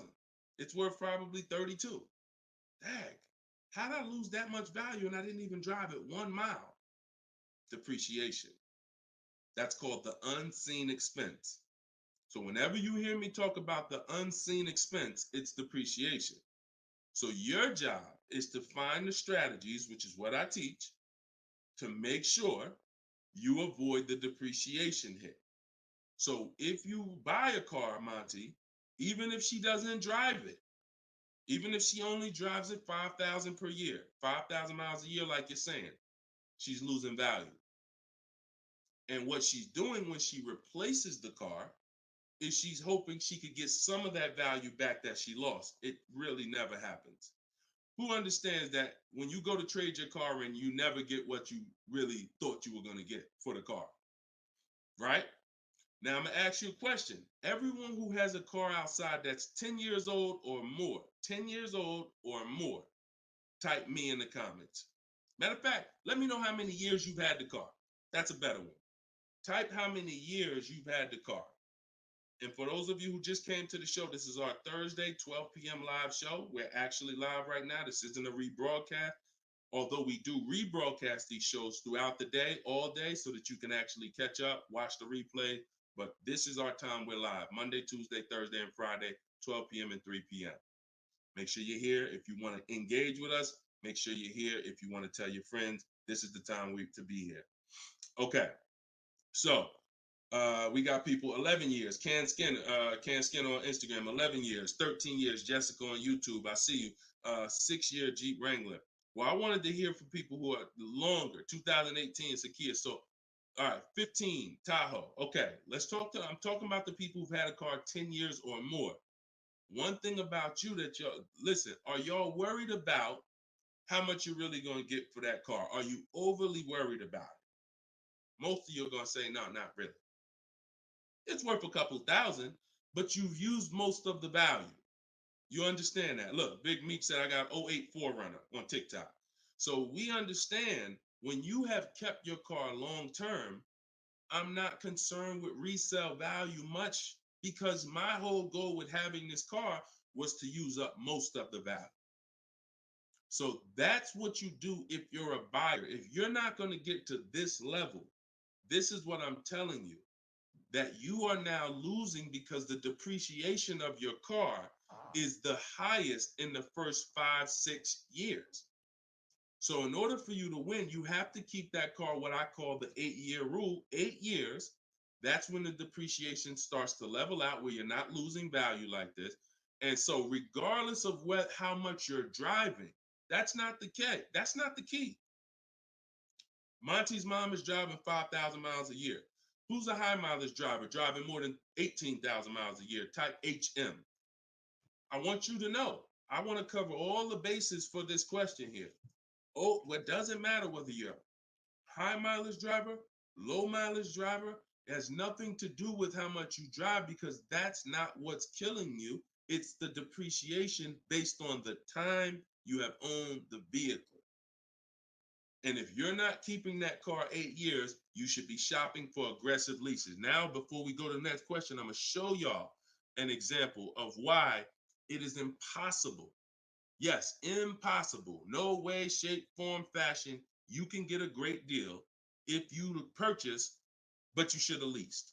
Okay? Let's use this scenario. Let's use Frina. Let's use Frina as an example. So Zafrina, she picks up, and you can see this date. She's recent. This is just, not too long ago. So Frina gets a $65,000 Jeep Grand Cherokee. She uses my system. You can see she uses the Cars from Home system, where she gets bids, multiple bids. We get at least 5. So don't look at this price and be like, oh, Deshone, that looks incredible. Yeah, that's because we get this through bidding. You get the best price. That's what we do here. So stick around, you'll understand if you're new to the show. But she's paying $579 a month for a $65,000 Jeep Grand Cherokee. Just so we can, let me level this out for y'all. If she pulls up to someone who decided to purchase because they didn't understand leasing, or they was taught never lease, so they're going to go in, they want that same truck as her. Let's just assume they got a ridiculous, how much is a great discount on this Jeep? I want to use your numbers. Type in the comments, what do you think is a great deal, a great discount? She go in just don't be realistic though. Somebody walk in, she go in and she looking at this $65,000 Jeep. Somebody's going to purchase it though. What would be, because I want to show y'all that even at the best discount that you could name, realistic though, you're still going to lose if you purchase compared to somebody who leased. Go ahead. Throw some numbers out. What's a big discount? Okay, look. All right. I'm going to make up a number because it's like, okay, 600. No, not a payment. Not a payment. I'm talking about, okay. Aux the Pro said 20%. Now, we already know saving 20% off a new car is pretty much never going to happen, right? We can agree. That's usually never going to happen, 20% off the price. Let's see how much 20% is. So 10% would be $6,500. 20% would be $13,000. So let's say they knock $13,000, an impossible discount. Someday somehow we do something never been done before. They end up getting this car for $53,000. $53,000. Every $5,000 on a loan is how much per month, y'all? Some of you know, some of you seen my videos, some of you been on the show before. Every $5,000 on a loan is about how much per month? $100. Exactly. So let's do this math now. Continuing to drive this point home that there is no way for you to get a great deal when you purchase, but you should have leased. So the same person who just got this unbelievable, never going to happen discount of 20% off a brand new car, $53,000, what's their car payment? $53,000. Car payment's about $1,050 a month. $1,050 a month for 5 years. Let's just say they take another year on the loan. They say instead of a 5-year loan, let's take a 6-year loan. $900 a month for 6 years. Freena's paying $579. Is that sinking in? Type $ if that's sinking in. that, whoa, you telling me, Deshone, the same price that this person just got, and she got a ridiculous lease on it,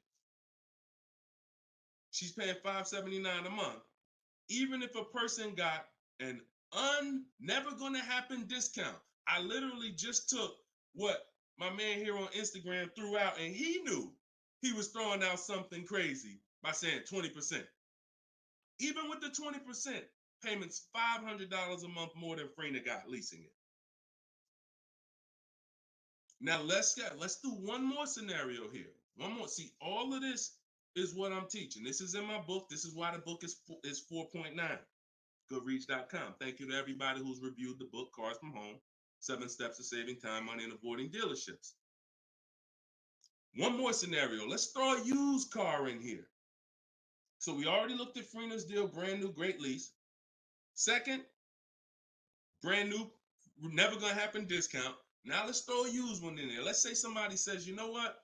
I'm looking for a hold on, I want to put that back up, Dolan.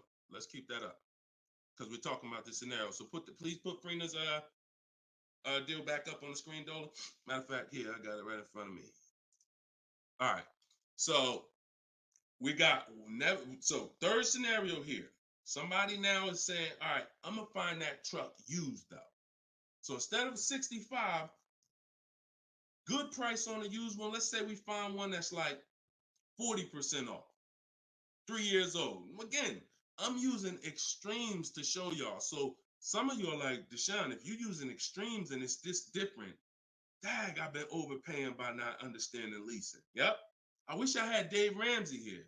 I wish we could get Dave Ramsey on the show. You know, I wish he was in the audience. I wish him, because unfortunately, look, shout out to Dave. I know he has the right heart, the right intentions, but he has the wrong information. He's what I call confidently incorrect. That means dangerous. You're dangerous. When you're confident and incorrect, you're dangerous to yourself and others. So now, used car, somebody gets this car, they knock 40% off the price, and they get one for like $40,000. $65,000 truck. I got one 3 years old. I paid $40 for it. Every $5,000 we just said is about $100 a month. 40 payments, $800. You take a 6-year loan, payments $725. On a used one, we're no longer even talking apples to apples with the vehicle. On a used one, $579 Freener's paying, $725 for a 6-year loan on a used one, 3 years old, 1 year on the warranty left. Then you're on your own. $1,000 a month to buy a brand new one. See, son, you getting mad yet? Are you getting mad yet at the people who taught you not to lease? Now, who should be? Because some of you, if you just tuned in, you might be thinking, oh, Deshone, so should I only lease? No. If you are not keeping your cars 8 years, then you should only lease. Because when you buy, if you keep the car long enough, you can win. Because you're going to pay double what Freener's paying if you buy a brand new one. You're going to pay more on a used one, but eventually you pay off the car, you keep it 8, 10, 12 years. The longer you keep it, you can catch up. You're still not going to, you get what I'm saying? Because Freener's always going to have a payment. If she keeps leasing, she's always going to have a payment. But if you keep buying your cars, trading them in 5 years, trading them in 6 years, trading them in 4 years, you are no way, shape, or form even close to this. You're thousands and thousands of dollars away. There's thousands of dollars more every year coming out of your bank account than someone who understands leasing. Yeah. Tell your parents, tell your cousins, tell your brothers, tell your spouse. This is what I've been ranting about for years, trying to get you to understand. That's why I say there's no way to get a great deal if you don't understand. If your deal's on the wrong foundation, no way to get a great deal. It's impossible, no matter how much you save on the car. Okay? So yeah, we go deep on that today. Good. I'm happy we got a chance to go deep. All right. I see a lot of people typing $signs. You understand. All right, Dolan, shoot the next question up. Skinner, I see you on YouTube, man. It's real. It's real. This is what we do, man. I'm glad. We gotta look. I'm the bad news first person. So don't think I gotta share the bad news first. And then, but I'm also giving you the olive branch to like, you can change this. You can start doing things different. You can start shopping different. You can learn how to make these people bid. So go ahead, shoot the next question up, Dolan. Let's keep them coming. We're Thursday. We're live right now, y'all. So if you just jumped on the show, this is our live 12 p.m. show. Type your questions, and can y'all tap the screen on TikTok? Can we shoot those likes up? Can we? If you're gonna spend time with us and you're getting value out of what we're doing, I need everybody who's getting value, hit the like button, and start tapping the screen if you're on TikTok, just to show that. Run those likes up. All right, I see it. See y'all lighting it up already. All right, Facebook, James. I'm an old school guy that was told not to let anyone run my credit. I'm not even sure how to download your book. Maybe you could walk us old timers through the process of downloading it. Unfortunately, I teach an online system. I'll be the first one to tell you, my system's online. My system's right here in front of a computer. I've worked personally with probably 1,600 people personally in my coaching program since 2021. They got to know how to use a computer. I've had older people who get their children, who get their grandchildren come because and sorry y'all, my eyes are watering. I got a little something trying to jump on me, but we good. But I would be lying to you if I told you this isn't based on because we use copy and paste systems. You're sending emails. So that's one thing I can say. I wish I could, tell you otherwise, but if you want to use what I teach, I mean, now I've had people who get their grandchildren or get their children because my system to get great deals only takes 90 minutes.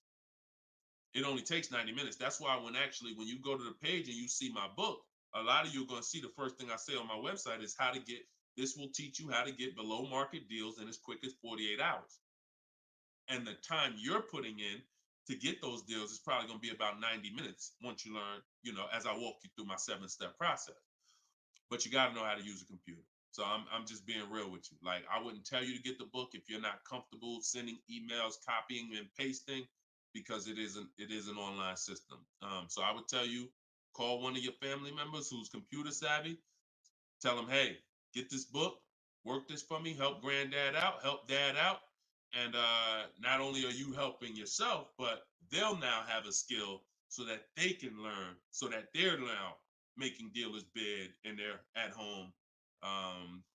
That's just me being as honest as possible with you. All right. Great question, though. Great concern. Skinner, what's up, my man? Skinner from YouTube. Deshone, what are the bank necessarily looking for different from what the dealership is? Banks want to lend. So think about where you're at right now. Skinner from YouTube just asked, so what is the banks necessarily looking for different than the dealerships? Banks, there's more banks around us that would want to lend us money to buy a car than we know about. So wherever your zip code is, the reason why I want you using the bank bidding war, which I laid out at the beginning of the show, if you just jumped on, you want to go to YouTube, you want to watch the beginning of episode 6, and I break down the bank bidding war. If you don't have my book, if you have my book, then you know the bank bidding war. Now, it's about letting the people who want to bid, because the dealers, here's the difference. It's your positioning. When a dealer knows you don't have any leverage, you haven't shopped bank offers, you're basically waiting for them to tell you what their bank said. Here's usually the conversation. What is the most interest? What is the highest rate you think they'll take? What is the highest rate that we can actually get them? And it might be 6.2, but at 6.2, we make some nice money on the loan. But that's not the best I could do. But I'm not going to give them the best I could do, because what sense does that make? I'm going to give you the most you're willing to pay. So if I go out and say, look, we got you 6.2, your payment's this. If you don't fight them, then that's what's going to happen. But when you have offers, now what you're doing is calling them and saying, look, I got 5.79 from my credit union, or 5.79 from this online bank. If you could beat it, then I'll give you the business. Not only does this make for a good relationship because you're giving them the opportunity versus saying, oh, I'm not letting you get the opportunity. This person has 7, 10 banks. You give them an opportunity, and this is how you guarantee the best rate. So it's not about they're looking for anything different. It's about positioning yourself so that the dealer is now trying to beat the rate you got versus what I just laid out 60 seconds ago when you don't have a rate in the conversation they're having. Leverage. All right, that's the difference. One gives you major leverage to guarantee you're getting the best offer. One, you have no leverage, and so there's no guarantee. And you'll always drive wondering, man, could I have gotten a lower interest rate? That'll always be in the back of your mind. So we want to eliminate that. All right, great question, Skinner. Go ahead, Dolan. Next one. I don't see too many questions coming in on Instagram. Where y'all at with your questions today? We getting questions from TikTok. I see a lot of them. Let's go. Oh, there's one. Okay, Body by Michelle. When buying a luxury car with cash, when should I let the salesperson know? Okay. The process of what we teach doesn't change doesn't matter what you're buying. We've had people get Maseratis, get high performance BMWs. I know this works because bidding just works. So first thing you have to do, Michelle, is realize I need to get at least 5 offers, because we're so concerned with how we're going to pay for the car that we're not thinking about which dealer is going to sell us the car for the lowest amount. Now, some of you may have been taught every dealer has the same price. I got this clue when people started saying things like Nissan doesn't have good deals. Hyundai, the deal on the Hyundais right now are terrible. That's either coming from 2 things, and they're both wrong, that I want you to stop today. Looking at advertisements, commercials, because some people say, Deshone, I look at that, the commercial says that, I got to put down $4,000 if I want to lease that vehicle. That's an advertisement. It's not a deal. It's a custom thing they put together that they want to present to the public. It's not a deal. When you look at what I just showed you with Frina, when you look at Danielle's lease on her Audi A3. She's paying $550 a month, $44,000 Audi A3. She only put her first look. This is her words. Due to circumstances out of my control, I had to lease something quickly. So my program, I told you, as quick as 48 hours, you can get below market deals. This doesn't take days and days and weeks. I took the course last weekend, did all my emailing back and forth because she's in my video program. So I do have my book, and then I have that same book in a video program. You pick. Now, finalized the deal on Sunday, was finally able to pick it up. This is the details. $550 a month, first payment down. Included maintenance, gap insurance, all fees, taxes, registration, 12,000 miles per year. MSRP was $44,000. If we saw a commercial, or if we went on Audi's website right now, that is not what they're advertising for that car's lease. They're probably advertising $479 a month with $3,700 due at signing, plus tax and fees, which would end up, if you wanted to get to this payment, you probably need $5-6 grand up front. That, I'm telling you, stop looking at commercials. Those are not deals.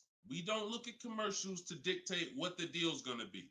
Nothing that I'm ever going to show y'all that people are learning from me is ever going to match a commercial.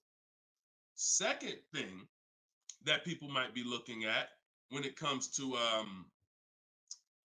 what they deem they can get for a car is going into one dealer. That's it. Going to one dealer. What's the price? Oh, wow, that seems high. That's higher than I thought it was going to be. And leaving saying, oh, man, Nissan don't got no good deals this month. No, that Nissan dealer doesn't have good deals. And again, you have no leverage. So the first thing I want you to think about, Michelle, is changing the way you shop so that you can forget about how you're going to pay for the vehicle. First paramount thing is to make sure that I'm getting 5 offers, because we've done the statistics. I got people all around the country shopping that report to me. 80% of dealers are overpriced. I'm telling you numbers that I don't want you to ever forget. 80%. That means out of 100 dealers, 80 are overpriced. 20 are the great prices. So you're not going to walk into a dealer and get a great price, because you have more of a shot of walking into an 80% dealer than you do a 20%. So you stay at home. You could do it my way, which is in my book, totally online. You use my scripts, use my templates, they're copy and paste. Or if you want to do it your way, you can call around and get several quotes. But you need to get at least 5, because you're going to be amazed how different the quotes are. One dealer's charging $550, another dealer's charging this, another dealer's charging this. Hey, that's a $5,000 difference. That's the way it should be. That's the way it should be. Okay? So that's what you focus on, Michelle. Forget it. If you're going to pay cash, keep that in the background. People walk into a dealership all the time. You see it on internet. They make videos about it. Oh, I'm walking in, man, about to get this Lamborghini. Yeah, I want that black one right there. Boom. All right, write him up. Let's get him out of here as fast as possible before he realizes what he needs to ask. Okay, and he don't want to look like he's negotiating. You're going to overpay all the time. People celebrate the cars, but they overpaying for them. So don't focus on how I'm getting the car. Focus on, let me get these offers so I can make sure I get the best price. Once I get the best price, here's the cash. Okay? Great question. Shoot the next one up, Dolan.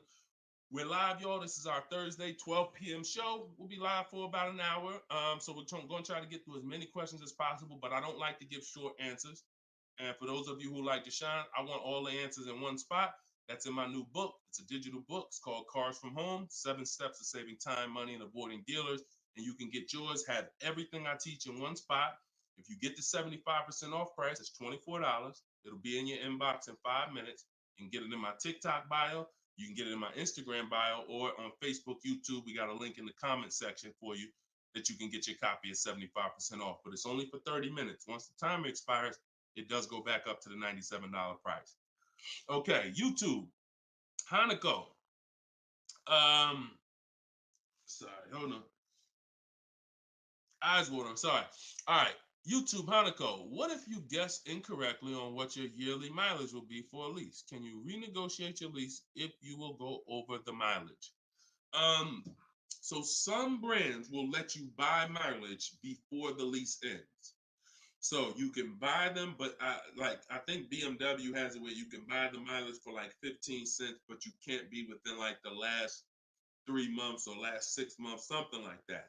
So everybody, if you do have that option, you want to call your leasing company and you want to see. But I teach to estimate your miles. Like I have a chapter in my book. It's not even a chapter. It's like a little section called Choose Your Mileage Wisely, where we walk you through the math. Now, sometimes lifestyle changes. You were working 10 miles from home. Now you're working 30 miles from home. That's understandable. What I like to do is we always do an equity assessment. Who has a lease, but you didn't know you could sell leases? Type of question mark. If you did not know that you could sell a lease, I want you to type a question mark in the comments, because you need to get familiar, and every one of you who are going to be replacing your cars, whether you own it, lease it, anything, you need to get familiar with what we call an equity assessment. Yep, I see a lot of you. So a ton of you have leased cars and you didn't know that you can sell leases. So imagine how much that's cost you so far. Again, I'm the bad news first person. If you dropped off a car without seeing if there was any equity, then you certainly,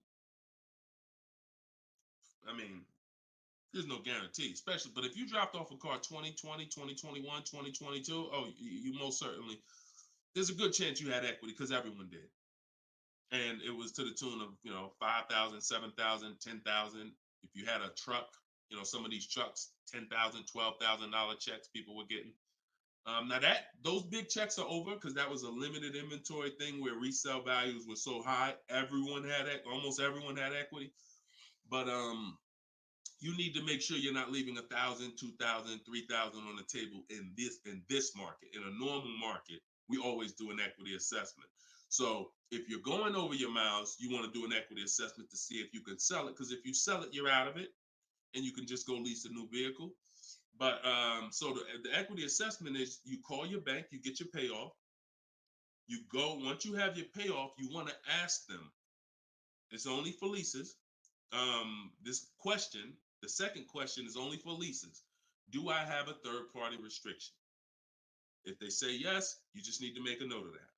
If you don't have a third party restriction, and there's several brands that don't, Chase, Toyota, Mazda, there's still a couple leases out there that don't have third party restrictions, then you're going to go and you can sell to any of the online bidders, highest bidders. You get all these offers. And look, let me be clear on when you should be doing this. Before you ever think about shopping for a car, you gotta take care of your equity. You shouldn't be shopping for a car and then saying, all right, now let me check and see what equity I got. Because now if you don't, you need to know that up front, because if you have $3,000, $4,000 of equity, that matters going into your budget. Maybe you want to apply it to your next deal. Maybe you want to put it in your bank account, but you need to know about it early. That's why it's the second step in my system. I got 7 steps.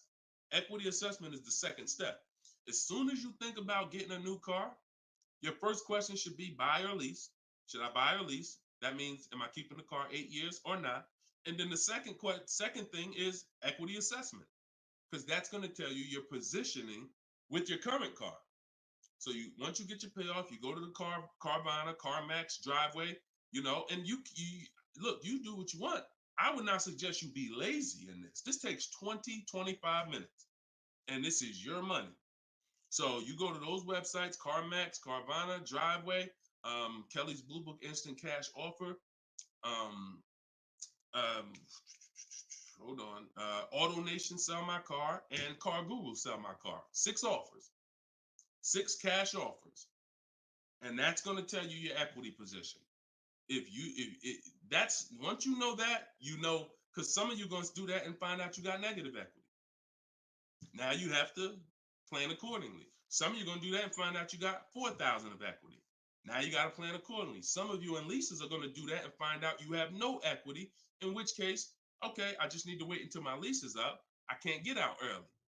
But so the equity assessment tells you how you can move to the next step. Okay? So that's what you focus on. That's what you focus on at this particular step. Okay? Go ahead, shoot the next question up, Dolan. All right, we're getting a lot more. I'm gonna try to get through. I'm gonna try to go faster, but go ahead, shoot the next one up, Dolan. This one's Instagram. That's my man that I said I didn't want to butcher your name. Might even be a woman, so I'm not even gonna try to pronounce the name. But my lease is up in 6 months. I would like to lease again. Is my current lease gonna hurt me when trading it in? Equity assessment. I'm glad you asked that. Equity assessment. That's the game. That's the game. See, those are the questions that gets answered with the equity assessment. Is my lease going to hurt me or help me? Do the equity assessment, and you'll know. Now, if you have a third-party restriction, then we can't sell direct to these online buyers. We have to sell to a local car dealer of the same brand. So I have a script in my book where I walk you through talking to used car managers so that you can actually sell your car locally to them. You're selling a 2 or 3 year old car, usually good mileage for most. We need to sell that car to a local used car dealer, but we are still getting bids. We're not walking in. This is what a lot of people did. You may have did it. Man, I got a third party restriction. I'm gonna just walk into the dealer. hey, yeah, look, I know I got equity. You don't realize how you're making it hard for someone to even help you because you don't know how much equity you got, and now you're coming in and you're not really saying what you know. When you're at home and you're talking to managers, you're talking to people and getting offers for that car, you can speak intelligently. And we only talk to used car managers in those cases. But that's only if you have a third party restriction, because some people, another thing they were doing is buying their cars and then turning around and reselling them. Reason I never do that is because, and nobody who's listened to me, even throughout the pandemic, I don't think we had one person do that, is because when you buy, you pay taxes, you pay fees. So yeah, if I had 5,000 in equity and then I buy the car and resell it and then I pay 4,000 in taxes and fees, by the time the title gets to me and all of that, I might break even. When we sell direct to a used car manager, a local dealership, we don't pay those fees. So although they might not pay, they're not going to pay as much as CarMax, Driveway, and any of these online bidders, we still get offers from them because we don't have to. They're not going to pay those fees. We're not. Those fees aren't going to come out of our profit. Okay. Equity assessment. Again, D. I'm gonna just call you D. Go ahead. Next question, Dolan. Exactly. Exactly. Auto advisor. Equity assessment. How'd you come up with the auto advisor? That's so funny. I'm just not used to seeing, I'm not used to seeing anything that says the auto advisor unless it's there's a lot of Deshone the Auto Advisor accounts going around inboxing people to buy crypto. I don't do anything but car education. So if it ain't about Cars from Home, my book, if it ain't about Cars from Home, my video library, it ain't about my coaching program, then it is not me. Stephanie from TikTok. So you can ask any lender, even if they don't work with them directly at the dealership? Absolutely. These people lend money. They don't care about selling you a car. People that lend money want to give you a loan. Good question. Absolutely. Go ahead. Shoot the next one up, Dolan. All right. Everybody getting value out of the show so far? Type dollar signs. Let me see the dollar signs. If you're enjoying and you're getting value out of this show, just by the way, for those of you who just came, this is live. This is our Thursday live show. We rebroadcast these shows throughout the day, so that everyone can rewatch them. So you might see a rebroadcast, but Monday, Tuesday, Thursday, and Friday, 12 p.m. and 3 p.m. is when we're actually live. So when your coworkers, your family is talking about car shop, you want them here 12 p.m., 3 p.m. We're actually live Monday, Tuesday, Thursday, and Friday, Eastern time. All right. This one's from Instagram.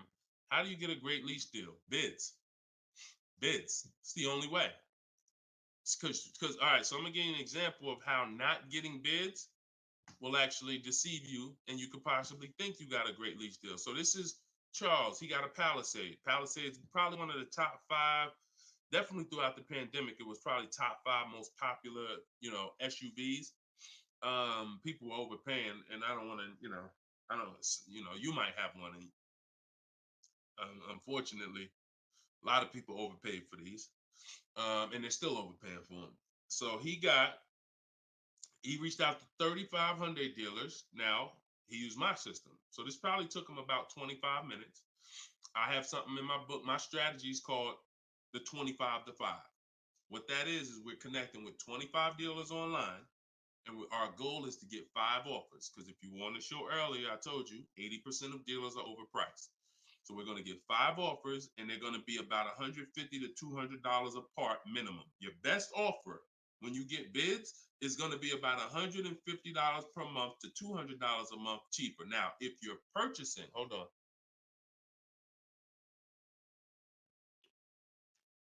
All right. Now, if you're purchasing, you're going to see, for those of you who are buying new cars, because we have several people that do that, you're going to see that there's about a $5,000 difference minimum between your best offer and your worst offer. So let's say I was buying this Palisade. When I get my bids, my best offer to my worst offer is going to be close to $5,000 difference. That's when you know you're doing it right, because we get below market car deals. Some people get market value car deals.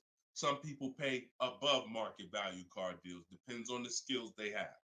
So he got bids. He did this, used my system. Took him probably 30 minutes to reach out to 35 dealers, maybe 25 minutes, and he got 10 quotes. Offers range from 1.23 to 1.66. Now, that's what that's what I'm telling you. The 1.26 lease that he ended up getting a 1.23 because we always send a counter offer. I have a calculator in my book where you put it in. We must send a calculator.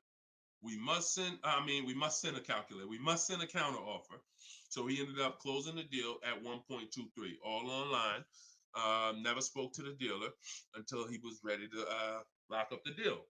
But see the difference, 1.23 to 1.66. That means he's looking at offers. His best offer was $597 on a $48,000 Hyundai Palisade. His worst offer at 1.66, that same 1.66 divided into 48,500. Hold on.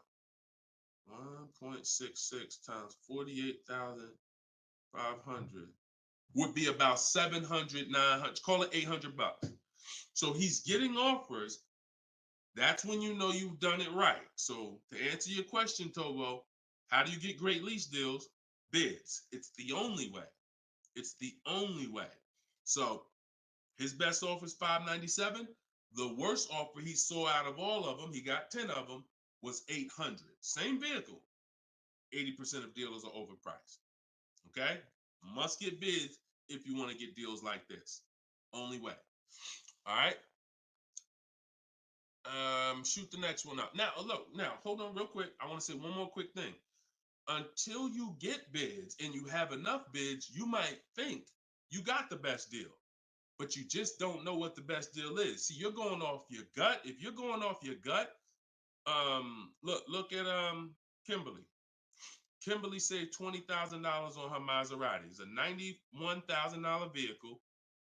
She posted, the one she ended up getting was 91 because a dealer near her ended up beating this offer she had, but it was an $86,961 Maserati. They offered it to her for $66,261. So they're taking 20 grand off. But she had offers that were 10 grand off. She had offers that was 12 grand and 8 grand. And if she would have tried to assume, well, damn, 8,000, that feels good. I mean, shoot, brand new Maserati, taking 8,000 off. That gotta be a deal. See how much money she would have left on the table? See how much money she would have left on the table? So we cannot assume. We get multiple offers. We look at the lowest one. That's how we guarantee. All right? Go ahead. Shoot the next one up, Dolan. Great questions today. Great questions. Let's go. All right. We got Emo on YouTube. I test drove an MD. I'm test driving an MDX soon. Okay. I test drove an MDX as soon as we finished. They tried to get me to run my credit. I told them I'm shopping dealerships, didn't like it, so the manager came in the office and tried it. No again. 100%. You look, y'all. If you don't have a plan, you're under someone else's plan. You follow me? I'm gonna say that again. If you got a light bulb emoji, type a light bulb emoji, type a gem emoji. Remember this. If anytime you don't have a plan, you will be subject to someone who has a plan. And there's nobody that has a plan like car salespeople. We know what we're doing. We are not trained in much. We're not trained in finance like we should be. We're not trained in buying versus leasing like we should be. We're not trained in resale values like we should be. We're not trained in insurance products like we should be. There's more insurances to consider with a car than there is a house. Kid you not. Extended warranty, that's an insurance policy. You might use it, you might not. Tire and wheel, that's an insurance policy. Gap insurance. You have auto insurance. There's multiple insurances that you need to consider in this business, when you're buying a car, when you're leasing a car. We're not trained in none of that like we should be. But what we are trained in is how to make sure we have enough information to sell you what we want to sell you. And so if you don't have, and the least, the people with the least integrity, they are certainly going to try to pin you down with the credit check. Can't give you a credit. I can't give you a quote without your credit. Come in. I need you to be here. When can you come? First question they ask, y'all, right? Who's getting phone calls from dealers right now? Raise your hand and type me if you're getting phone calls from dealers right now for any reason. Bring your car in early. Hey, your lease is almost up. Hey, I saw that we can get you in a new car. We can keep your payment the same. Look, nobody's business. If you're getting phone calls from dealers right now, type me in the comment. Look, Skinner said they blowing me up. So understand the reason why they're doing that is because they want to pin you down. It's just come on in. When can you come in? When I can come in, I get you to talk. Numbers in here, it means you're pinned down. You cannot do this. You're losing all your leverage. So that's why I'm telling you, you're going to shop with a plan if you're following what I'm telling you, if you're following what I teach. Some of you have my book already. Shout out to those who have my book. We're rated 4.9 on Goodreads.com. Appreciate everybody who's reviewed the book. You can get yours for 75% off. It's normally $97, but in my TikTok bio, 30 minutes only, you can get it for 75% off.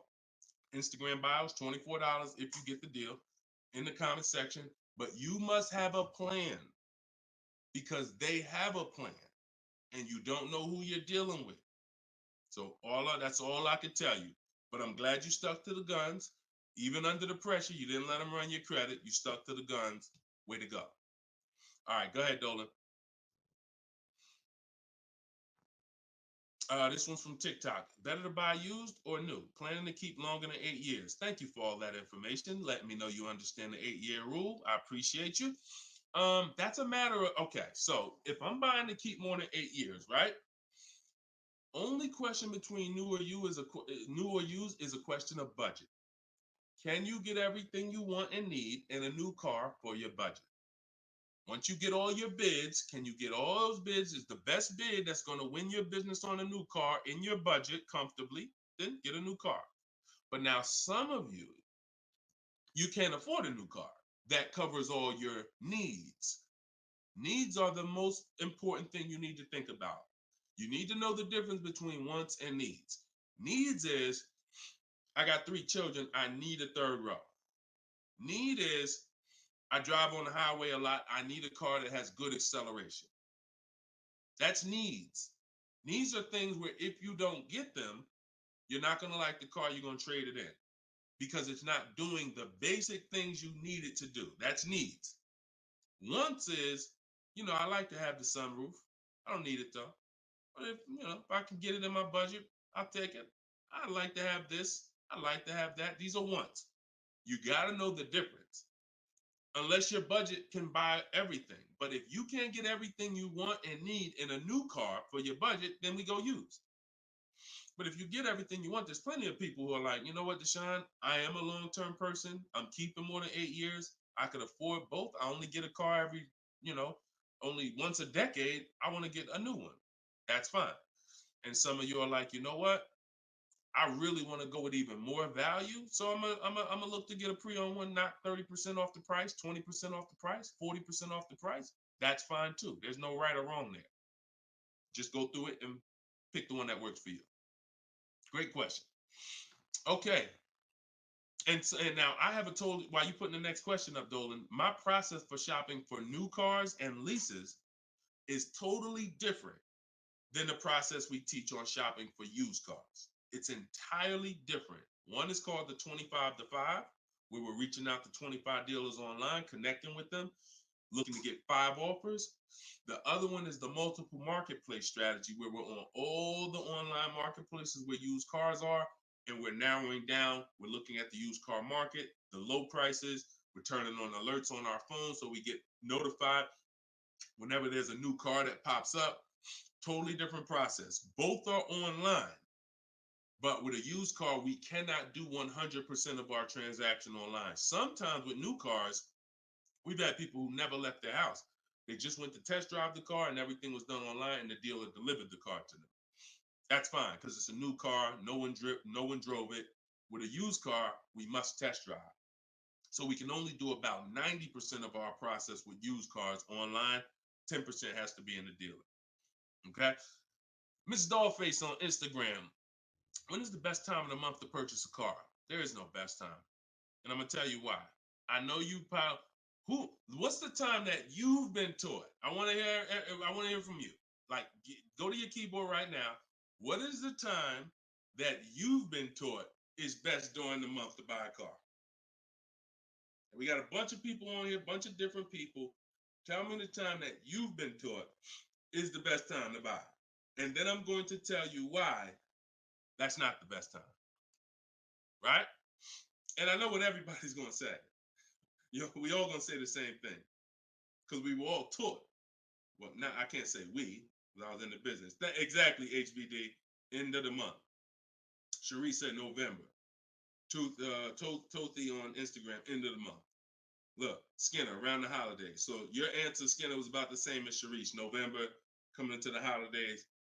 Now, I want you to picture any other business because what I'm trying to get you to see is that you are taught, programmed to shop for cars different than you shop for everything else in life. Everything else in life, because if you had a business where every single time at the end of the month, just dozens and dozens of people just came into your store because that's what the marketing did. Are you more, and let's really use some real terms here. Are you more desperate to sell something when the store is packed? Or are you more desperate to sell something when the store is empty? See, I want to tell you a story. If I could get you to continue to keep these stories in mind, it'll answer your questions. Now, obviously, everything's in my book. Some of you have my book and you understand all of this is laid out for you. But even as you're listening, I want you to grasp concepts that you're going to see. Are you more desperate to sell something when the place is, exactly, Toothy, when the place is empty? Place is empty. If I got a store and I haven't opened up that register all day long, it's daggone 5 p.m. I haven't seen one customer.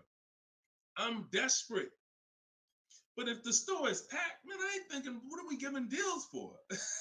You know what I'm saying? What are we giving deals for? The place is packed. We're not desperate. So the marketing is great. The marketing makes you think, oh, end of the month, we're getting the best deals here.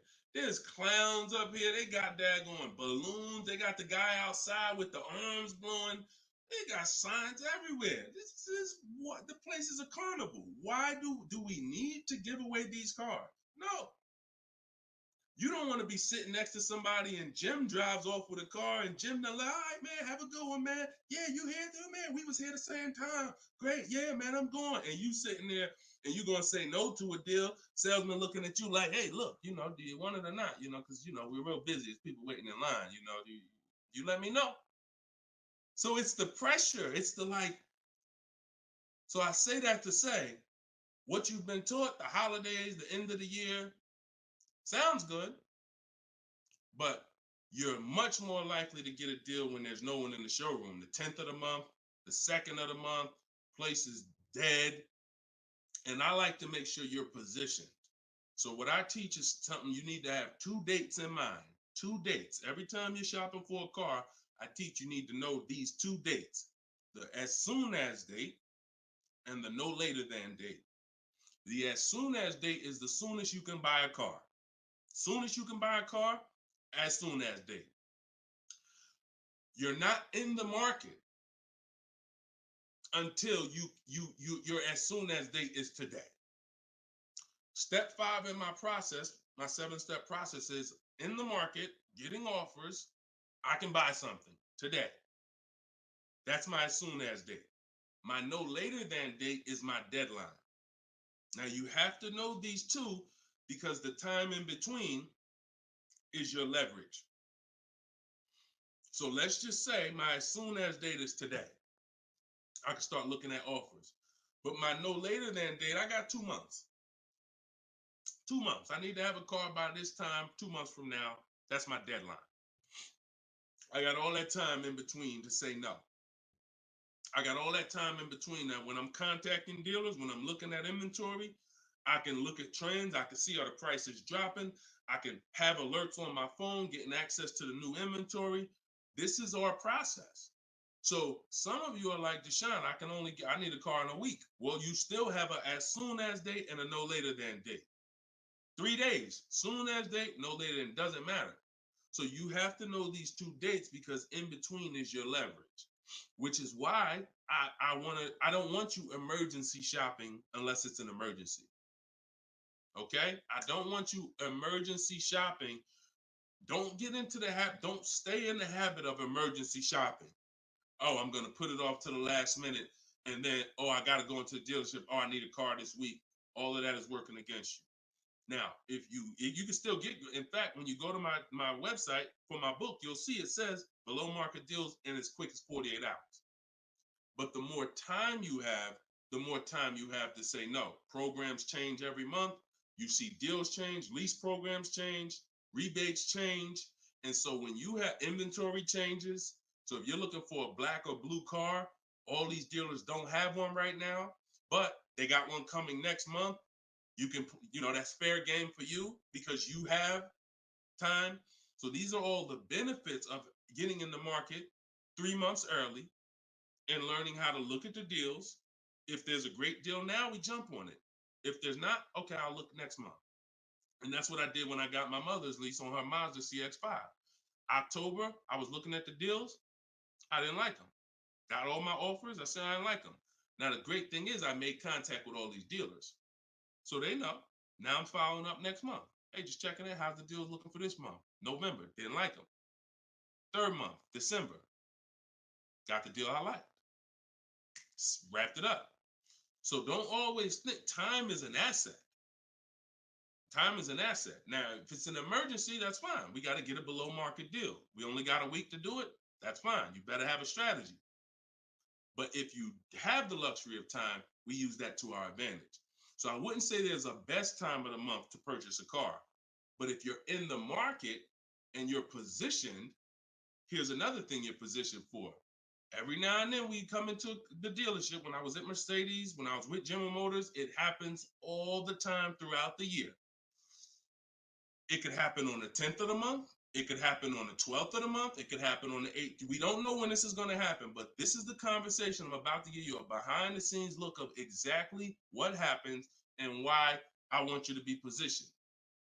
We come in, they look at the numbers on the board. Sales manager looks and says, man, we got 20 cars sold for the month. We are way behind our objective. All right, listen, call everybody anybody you got, anybody that's real, anybody that's a real buyer, call them. We're not turning down any serious offer today. You want to be the person that's positioned. Hey, Jackie, and they're usually emailing us because we don't talk to, nothing that we do requires talking to salespeople. So they be email, hey Jackie, hey, it's Ray over at such and such. Were you still looking for that car? Have you found it yet? No, okay, I know the quote I gave you before was $550. I know you wanted to be here, but my manager said, listen, we'll take any offer today. We really want to move a car. See, you were taught that only happens at the end of the month. It doesn't. You got to be positioned. You got to be positioned. And so that's the luxury of time. So this is what it is, y'all. I want you shopping with a strategy. Like, this is what I want you shopping with. All of this is in my new book, Cars from Home, 7 Steps to Saving Time, Money, and Avoiding Dealerships, learning the science of making dealers and banks bid for your business while you sit at home, getting below market car deals in under 90 minutes. And you can get your copy for 75% off in my TikTok bio, in my Instagram bio. Or you can click in the comment section on YouTube and Facebook. We got a comment pinned for you guys. Or if you're watching us on TV, you can scan that QR code with your phone. Get your copy, use it, use everything in it. I'll walk you through everything in there. Leasing is in there step by step. Purchasing new cars in there step by step.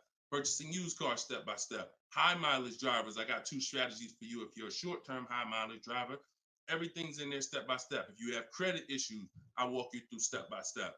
So get your copy. We are back live for episode 7 at 3 p.m. And well, like I said, this is not a rebroadcast. We do these live shows Monday, Tuesday, Thursday, and Friday, 12 p.m. and 3 p.m. So we'll be back for our next segment in a little bit if you want to join us. If not, tell your friends about us, and we look forward to it. We always look forward to the people who are ready to change their life, empower themselves, stop shopping like desperate victims, begging people to help you, begging people to give you a car, begging people to help you. Please, can I get no money down? Going in with wrong information. Down payments are illegal. All of this stuff that is just totally terrible. It's no other way to put it. It's just terrible. I want y'all shopping different. I want you empowered. I want you in control. I want you leaving a dealership guaranteeing I got the best price. Sending me email, Deshone, look at this deal I just got. I got all these offers. Look at this used car I just got. I got 40% off the brand new price. That's what I want you emailing me. Empowered, and that's what we're going to get to. God bless y'all. I'll see y'all on the next segment. Shout out to everybody.